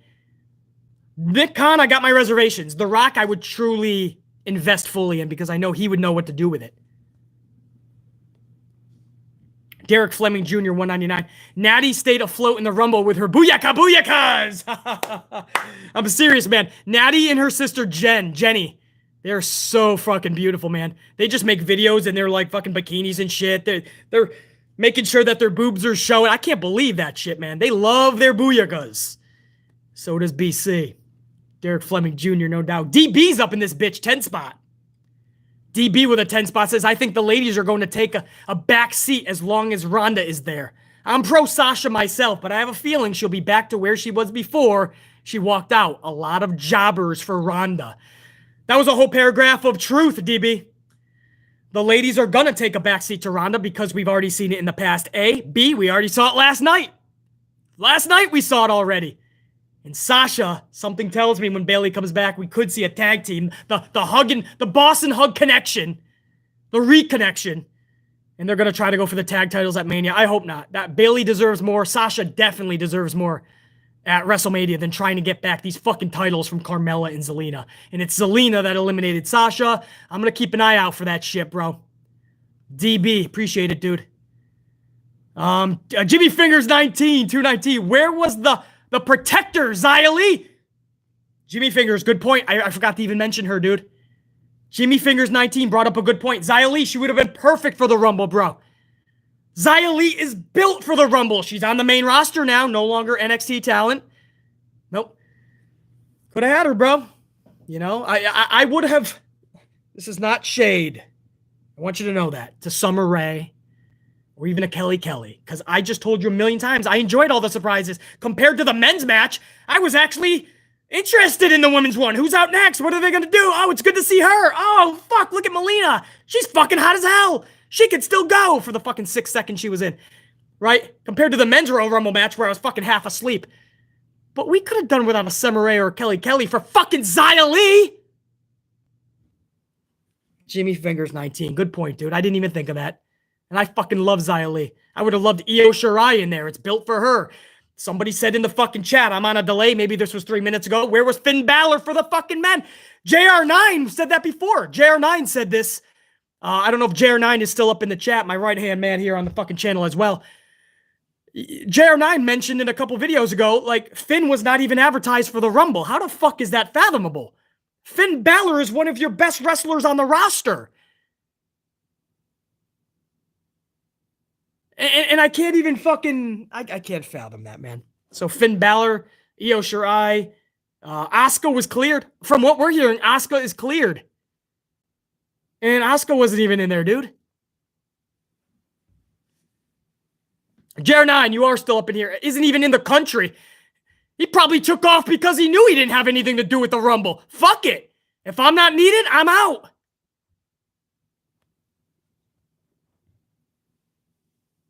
Good point, Jimmy Fingers 19. BC's Blue Marker, who's over in AEW. 3 tried to join him over there. I caught 3. BC's Blue Marker, 2-spot. Brock, a match and spot in the Rumble same night. Yeah. BC's Blue Marker, Vince McMahon booking. You know that, dude. We're kind of shocked, but we're kind of not, because when you hear what BC Blue Marker just said, Brock is in a match and a spot number 30 in the Rumble in the same night. You probably shouldn't be too shocked. That's typical Vince McMahon, man. Joey's Adventures 199. I thought Jericho would have been in the last night. Probably last spot, Joey's. Is that what you meant? Yeah, no, I knew that Forbidden Door was not going to be broken down. I knew that with all this talk of the Forbidden Door, Mickie James was going to be it for the females, and I thought maybe Okada, maybe the Rainmaker from Japan, because we started hearing rumblings from Japan, not from the US, that it could be a Rainmaker entrance. And I thought that's as far as the Forbidden Door was going to go. It was never going to be Cody, even though he teased St. Louis beneath on his jet, like he was landing in St. Louis. Cody did some smart shit there. Get people talking. But yeah, who was that? Joey's Adventures. Yeah, no, I pretty much knew it wouldn't be AEW talent like that. I'm surprised Veer didn't show up, right? Veer is still supposedly on his way to Raw. I hope that on his fucking ventures, because obviously he's taking the detour route, I hope he finds Elias on the way. Nobody's making a big deal out of this. Elias, the last we saw him, was going through some mental shit in the middle of the woods, an identity crisis in the woods, and then we never heard from him again. Nobody is filing a missing persons report. I should be seeing Elias's picture on every fucking milk carton I come across. Nobody gives a fuck about Elias.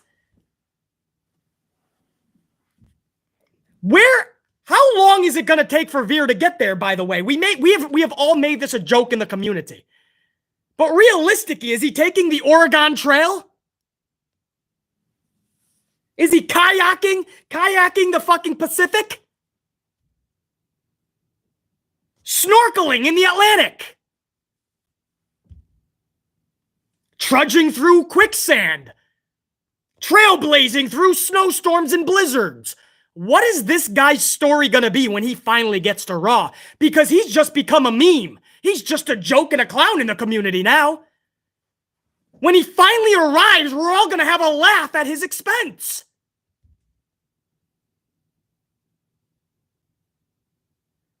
When he finally arrives, he better have icicles on his nose hairs.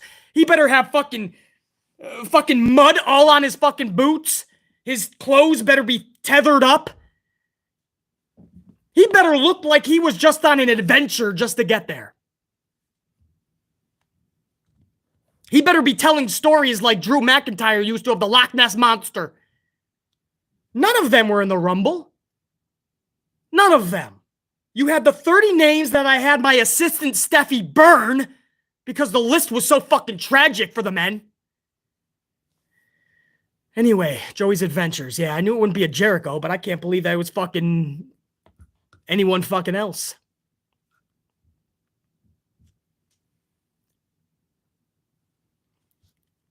Who was that? Joey's Adventures, yeah. Was that Joey's? Yeah. No, Quincy Gray. No, not Quincy Gray. Soldier Man. BC, you told me, Alexa. I didn't tell you. I never said Soldier Man. It's Alexa. I think I blanket statement said Alexa.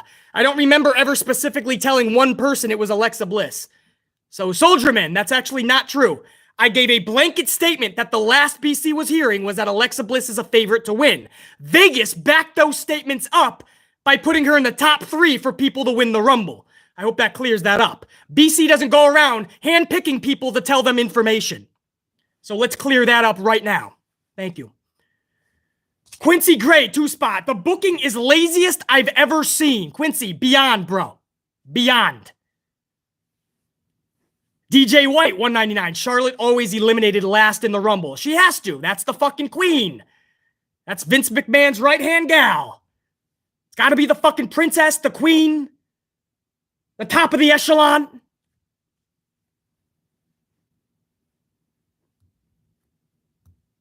Can't build anybody else. You know what I heard?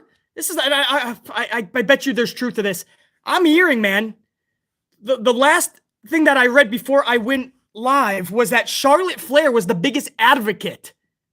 Charlotte Flair for months has been advocating to bring Ronda back for a match at Mania. So I still blame Vince because he's the ultimate decider in all of this. But there's fucking Charlie with some bad booking decisions. Who would have thought? Charlie herself has been so badly booked by Vince. I guess the apple doesn't fall far from the tree, right? Now she's going and badly booking other people.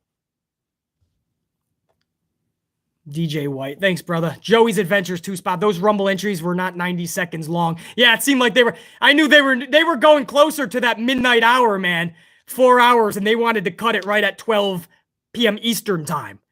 So I think, I think there was some bullshittery in that, but I haven't done the clock management research yet. I'm going to do that later. Joey's Adventures. Trev Reigns, the Tribal God, 5-spot.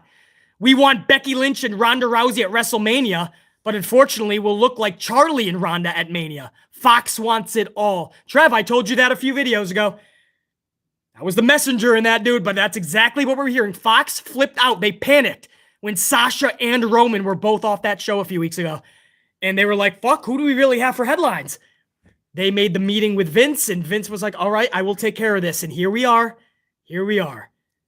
Exclusively, Brock Lesnar will be exclusive to the Blue Brand. We're hearing that Ronda Rousey will be exclusive to the Blue Brand. They already brought Big E over to the Blue Brand without even telling anybody that's a switch. Roman will stay over on the Blue Brand. Sasha will be over on the Blue Brand. Fox is going to get what they were pissed off about. They're going to get all the stars that Vince does have. My thing in all this, guys, is when these part-timers that don't really care about the fans or the business that much, Ronda was a fan, but she's beyond wrestling now, man. When she throws zingers to the fans, she means it. She doesn't like the fans. She's pissed off that we booed her. BC didn't, but a lot of people booed her on the first run.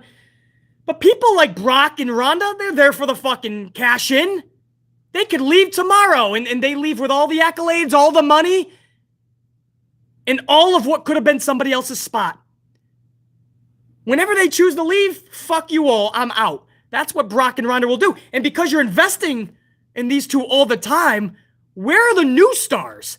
When it comes time that you can't fall back on people like Brock or Ronda or Goldberg, who are you going to have left? Because you built nobody. Good luck with that shit, man.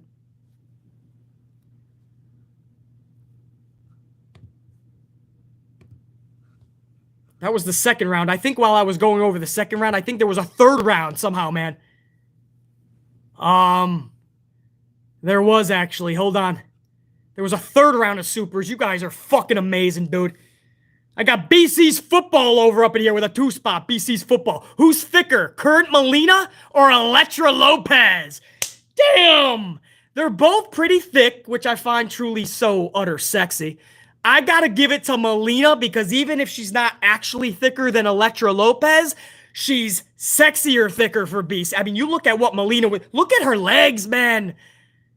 Bro, everything about Melina last night was just, what the fuck are you doing not on television? Get the fuck back, please. Will Vince McMahon take his head out of Austin's Theory for 1 second and have Vince look at Melina? Not just for her looks. She can go in the ring still. You wouldn't have known it from last night with a 6-second showing. So we couldn't even see her thicky ass in action. But Melina can still fucking wrestle. Trust me on that. PB Silipride, $4.99. While right to censor is in our minds, The Godfather, our favorite pimp, did 180. Became the good father. Yeah. The good father, man. I would have liked to have seen the fucking Godfather. Not to switch lanes here, PB Silipride. Give me the Godfather in this year's pay-per-view for the men's. They had no fun surprises. For me, it was Shane McMahon. I know a lot of you guys didn't like that. And then it was Bad Bunny. Give me the fucking Godfather. Just like PB Silipride, I was okay with right to censor Ivory. At 60 years old, it was good to see her again. VC Stallion, $4.99. AJ Styles and Sasha should have been the final four, and we're done dirty. I think Ronda faces Becky. If you notice, she came in and won the same spot as Becky did. Unfortunately, VC Stallion, we're already hearing that Fox has the exclusive rights to Ronda Rousey. I hope that changes. But unfortunately, I can all but confirm Ronda Rousey is going for Charlie's title. Ronda Rousey is being brought in via Fox's requests. And that was the setup last night. The reason that it was down to Charlotte and Ronda is because that's the match. Charlie is now going to flip out on Friday. Charlie's going to be pissed off. So unfortunately, VC Stallion, it looks like it is going to be Ronda going to the blue brand. I don't need to see any of those matches in 2022, to be honest, but I would rather Becky and Ronda because it's unfinished business. VC Stallion, I appreciate it. Kevin MD, 5-spot. Molly Holly enters. Commentators be like, I hope Nikki Ash brought her notebook. Vince McMahon enters. Beat her up, damn it. Damn it. Yeah, Kevin, that line, I totally forgot to mention that. If that's not dogging out Nikki Ash, it was a funny statement for us to get a laugh at. But when Molly comes out, they did. Kevin MD is right. They said something like, or maybe it was exactly, I hope Nikki Ash brought her notebook, something like that. That's basically saying, she's a fucking bad bootleg. Get your fucking gimmick back. Be that crazy Nikki Cross. Get your jeans back. Get the tethered shirt. I hope she brought her notebook. No, Corey! She's an almost superhero, so she doesn't need her notebook. Tristan Reynolds, 5-spot. Tristan Reynolds says, Brock, hold on, I got to get on the call. Yeah, there you go, 5-spot coffee. Brock never needed to earn a championship match before, so why did he need to win the Rumble? Could have given the rub to someone else. Shane, really? Tristan, I like Shane in there because at that point, Shane came in at 28, and there was no real surprises that BC liked. Bad Bunny was the only one at 27. I could give it or take. I could leave it. If you're asking me, give or take Bad Bunny, no offense, I could leave him. I got no surprise up until 28, so I'm taking Shane McMahon. But you're exactly right. I've said this for 3 hours now in this live stream. There was no reason for Brock to do that. Tristan Reynolds, I appreciate it. Swift Strike, 5-spot coffee. Roman versus Brock 3, the death of WrestleMania. Well, this is just the third time at WrestleMania, Swift Strike. They faced each other several other times at other events. So BC has seen this 76 times.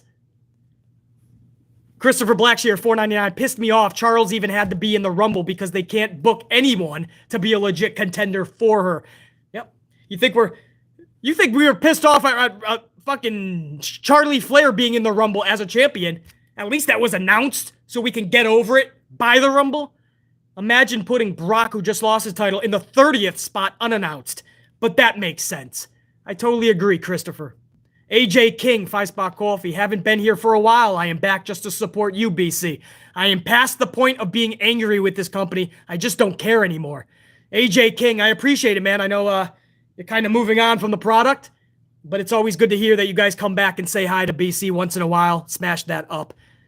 I appreciate that, AJ King. And AJ King says something really intriguing there, man. He says, I am past the point of being angry with this company. I just don't care anymore. It's like when you do something bad as a kid and your parents don't even yell at you. It's almost like they're not even pissed. They're ashamed. They're disappointed, right? It's that dreaded D word, disappointed. I would rather get yelled at. I'd rather you beat me with the fucking belt. I'd rather you keep me in a fucking corner for an hour and I gotta stand there. Maybe I gotta fucking piss my fucking pants, but I can't leave the corner until you tell me to. Give me the fucking punishment, but don't tell me you're disappointed, bro. Every kid is kind of like that growing up, you know, when your parents give you that look and they're at a loss for words. It's almost like this product. It's like, what words do you have? I mean, how much more yelling can we do before we're just like, yep, that's WWE, man. I'm not even shocked. AJ King, you bring up something fucking intriguing there, man. Absolutely. VC Stallion with a $9.99 and a $1.99. VC says this Rumble wasn't the worst, but it wasn't good. The women's was far better than the men's, but still not good. But we at least had surprises. I will say Seth and Roman, absolutely amazing storytelling. Yeah, VC Stallion, I agree with that whole paragraph, actually. Seth and Roman, match of the night. Pure wrestling. The women's Royal Rumble match was nothing over the top great, no. But, I mean, it was fun for what it was until we got to the finish. And it's WWE being WWE. And then VC Stallion says BC isn't just number one in the YWC. He's number one in New York. Let's just say the world, VC Stallion. I appreciate it. Much love. And VC, I believe you're an Austin Theory fan, man. Not the Rumble appearance that he wanted. But I think big things are in store for him, dude. Vince McMahon is high on that motherfucker. So you're going to see a lot of good things from Austin Theory. VC Stallion, I appreciate it.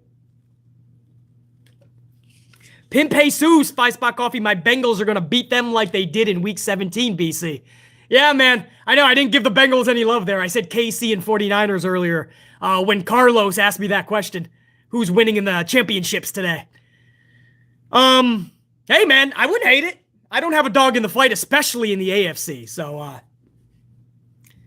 I'll say best of luck, Pimp Jesus. I just think for me, viewing-wise, KC and 49ers might be a little more intriguing. We'll see, Pimp Jesus. Chaos. C-A-K. Chaos. No words needed. Just showing the love and support to the channel. I appreciate that, Chaos. C-A-K. Christopher Blackshear, $4.99 coffee, says, you see Ali's tweet? He said he didn't want to be in the Rumble. He wants his release. I did see that, bro. It wasn't that before the Rumble? I loved it, dude. I'm like, Ali is speaking his mind. You're not going to let me out of that prison that he calls WWE. I came to you like a man. I asked for my release. You're not using me. You don't respect me. You don't want to use me properly. So all I'm doing is asking for my release. And you want to keep me fucking prisoner, basically.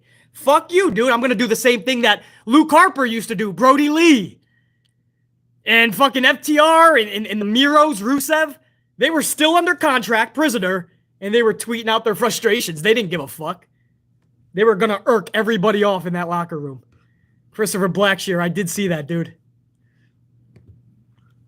That was the third round of supers. I think I got everybody. No, I did not. There's a fourth round. Hold on, man. Big Nang with a 2-spot. Big Nang up in here. Glad you're up in here, bro. Over 3 hours of amplified content. Only good thing was Seth. He's the MVP last night. Yeah, he sold everything beautifully. I just don't know where the character is going, Big Nang.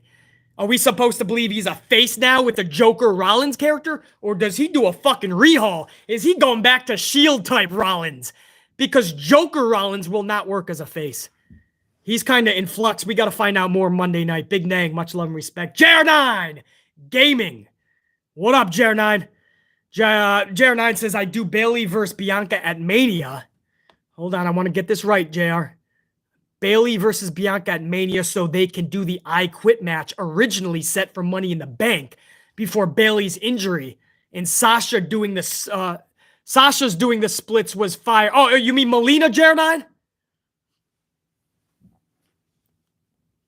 Or when Sasha, JR9, I know I'm on a delay. I want to make sure I got that right. But while I'm waiting for JR9 on whose splits he's talking about, I like the Bayley-Bianca idea because we already saw Bianca and Becky before. Recently, just a few months ago. Relax for a second, man. Unless you're going to really book Bianca properly, finally. I doubt Vince is going to do that. I can't give him the time of day.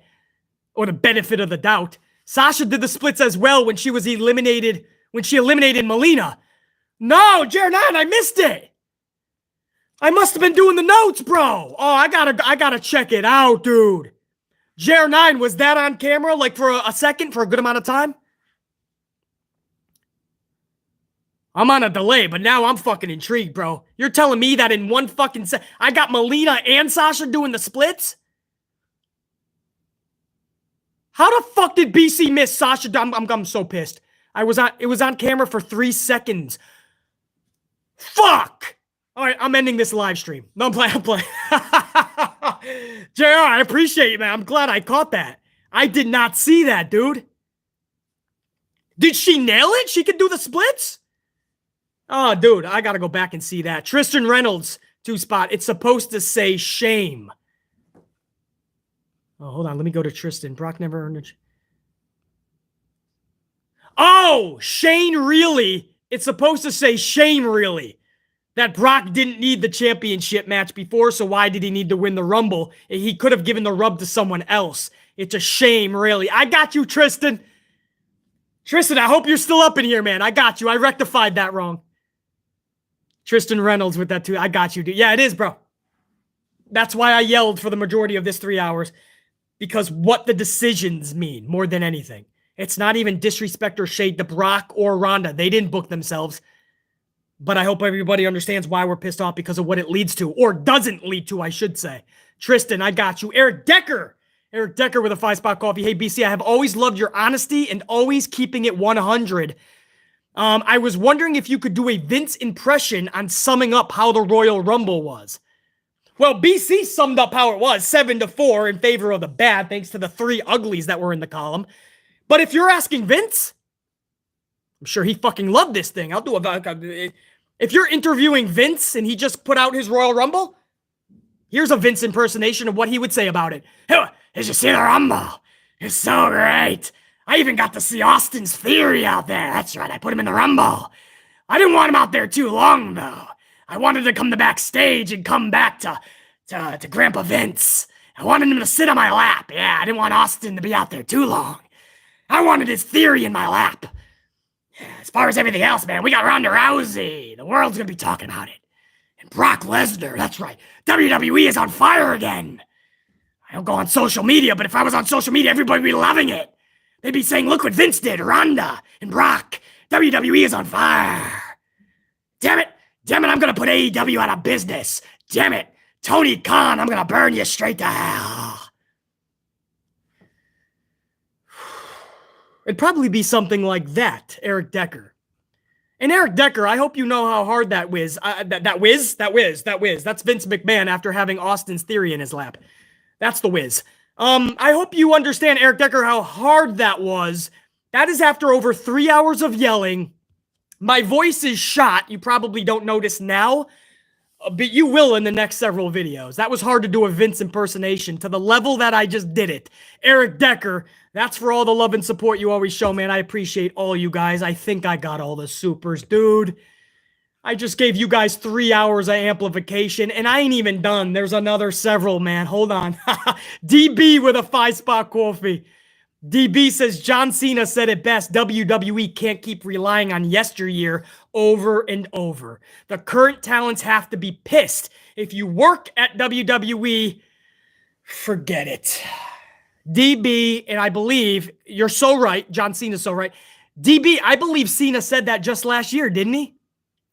I mean, he said variations of that over the years, but just last year, there was a big interview that he did. He literally said, they can't keep relying on people even like me. It's ironic because Cena held a lot of people down in his career. Even if you love Cena, he just did, guys. That's the truth. That's not shade now. I'm sure he would change things if he could go back. But it's ironic now that he wants WWE to build new stars. But DB, John Cena's absolutely correct. DJ White, 199, rather Drew than Brock win the Rumble last. Oh, absolutely. It would be weird, you know, he's got this little weird injury, and then he just showed up. The booking for Drew McIntyre before he left for a few weeks, the booking for Drew has been pretty fucking shitty. I thought Drew McIntyre deserved the world way more than what he was getting. So it would be weird just to have him come into the Rumble, win it, and then all of a sudden, Drew McIntyre's right back into the main event title picture. But yeah, I could believe that he belongs there because Drew McIntyre's awesome. Drew McIntyre's badass. I just wish he would be booked as such. I'm not asking you to move mountains, Vince. DJ White, no doubt. JR9. Oh, the JR9 with another 5, dude. Much love, JR9. BC, I'll keep track of all your good, bad, and uglies tallies this year. So at the end of the year, we will see the final number when we were on 18 bad. Oh, we were on 18 bad, 6 good so far.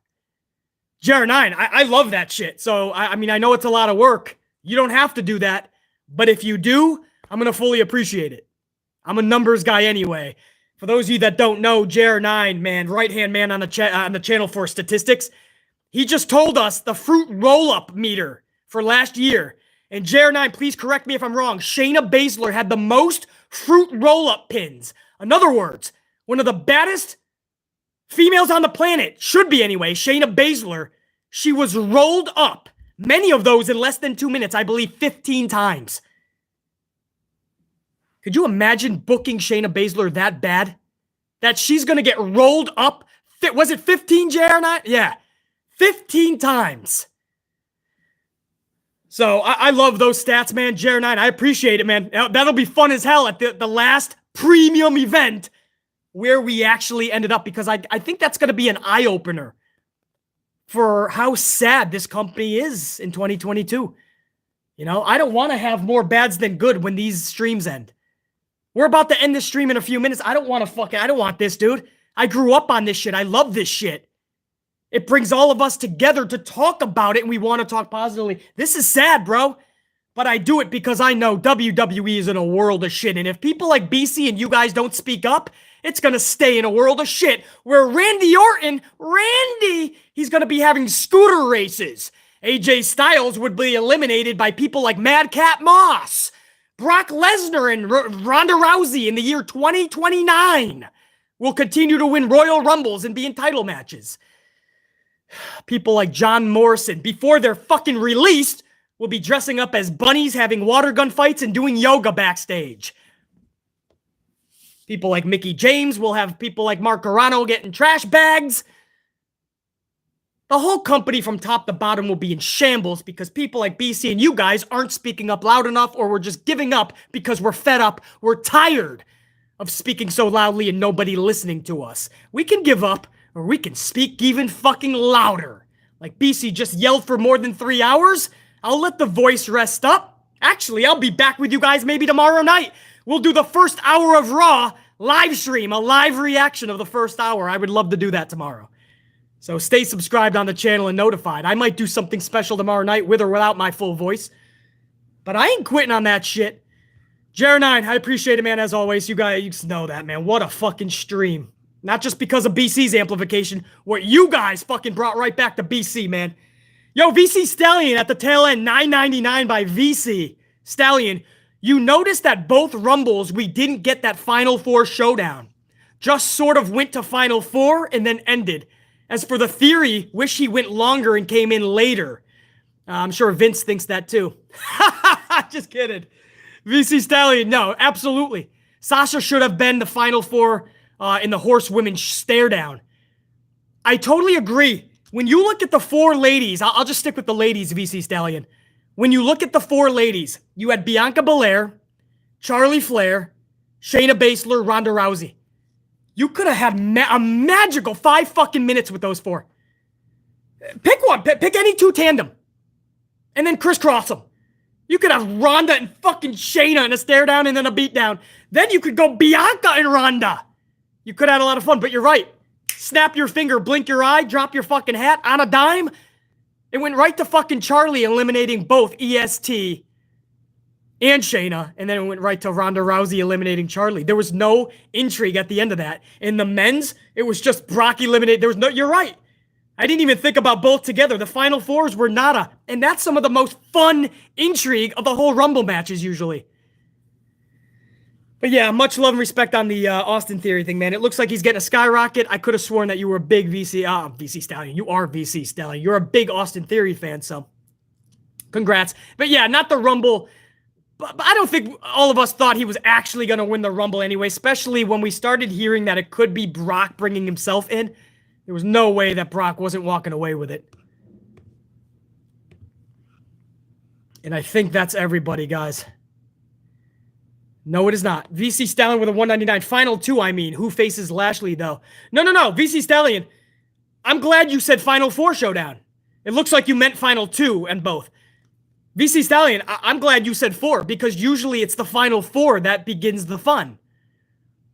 Final 2, yeah, that's just doubling down on there was nothing. The second it became Charlie and Ronda just flipped out Charlie because they want that to be the Mania match. They don't want to give away too much more because they know they already wrestled each other a couple years ago. So that went right to the finish. Brock eliminated it right to the finish. But more than just the 2, VC Stallion, the Final 4 is usually fun. Nothing. AJ King, 5 spot. I have been a fan since 1990, but I have been disappointed so many times. They don't care to put on good TV, so I won't. AJ King, that's basically where a lot of people are at that point. They're looking at the lack of care for the past 5 to 10 years, and they're saying, wait a second, we are putting in more effort than the fucking show. BC, for over 3, I basically just put on a pay-per-view event. 3 to 4 hours, screaming, getting amplified. I put on a whole show.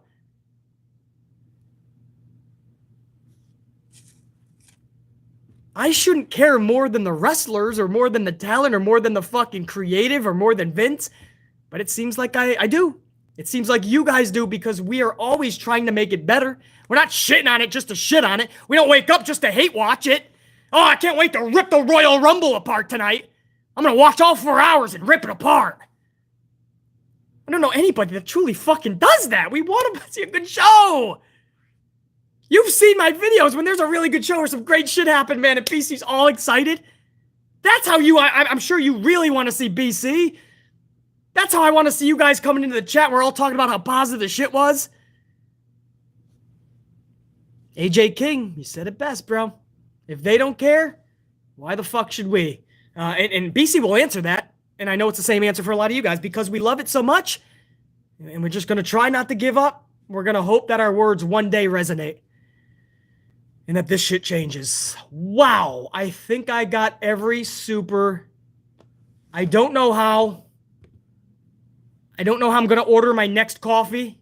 I'm going to have to fucking write that shit out in Sammy Guevara cards. Every page. Vanilla. Next page. Latte. Double. Shot. Please.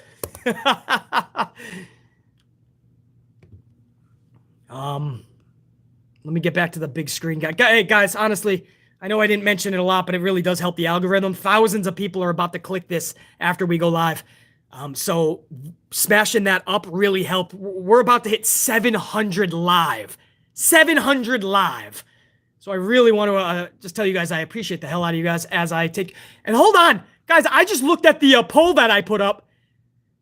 Guys, is that at 500 votes? Hold on. It's going up because I haven't been on the big screen yet.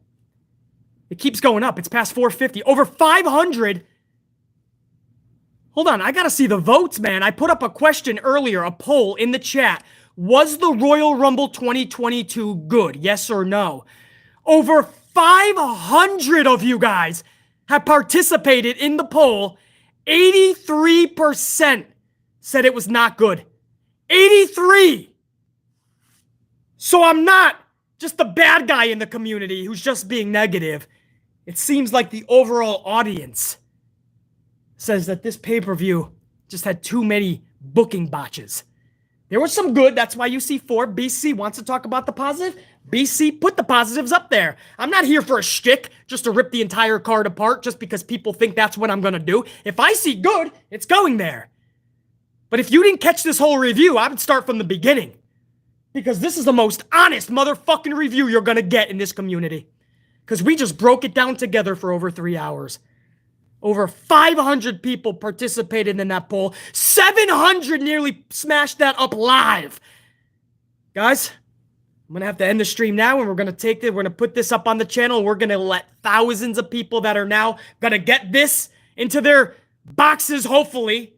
They're going to start to be recommended this live stream. And we're about to have thousands of people come in to tune what we just shattered live. We smashed this out, man. I appreciate the thousands that are going to click on this video in the next 24 hours.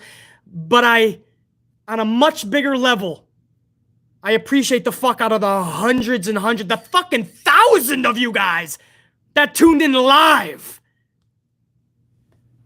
Much love, guys. I'm gonna go get another coffee, rest the voice. I would like to do something special tomorrow night, man. Maybe the first hour live reaction, live watch along of Monday Night Raw. It'd be pretty cool. Hey, Lisa Matcher, I got you. No words needed. Lisa Matcher with that two spot. Much love, Lisa. Appreciate it.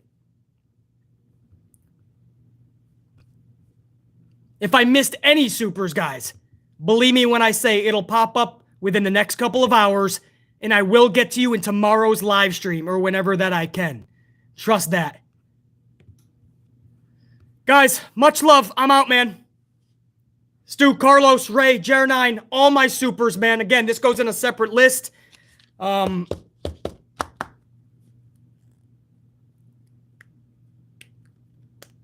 That's it, man. I was going to harp on the Brock thing again. I can't. We went over 3 hours. There was something else that I remembered, bro, but I gotta go, man. Ikea Haywood, Syndicate Eddie, Nelly Nell, Joseph Ramos, Juan, Carlos, Ray, Angel, DJ King, Connie, Carol. Bro, you guys are the absolute fucking best, man. I can't get everybody. I'm on a delay, so. Let me just make sure nothing popped up news-wise, guys. Hold on, guys. Before I take off, I just want to make sure nothing popped up in the news, so then I got to go live 10 minutes later.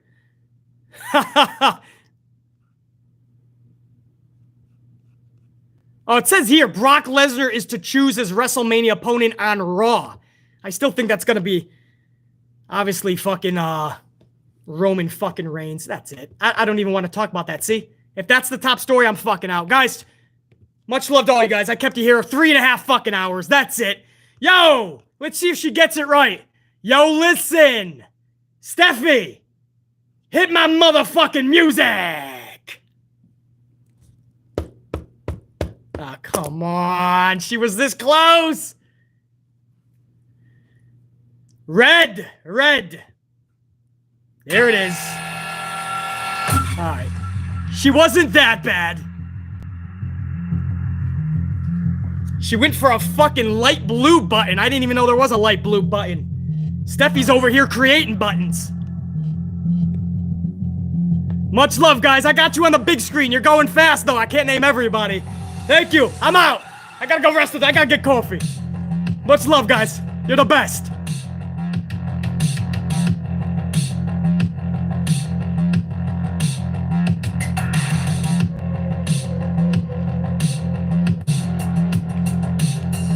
Steffi, what's that smoke, man?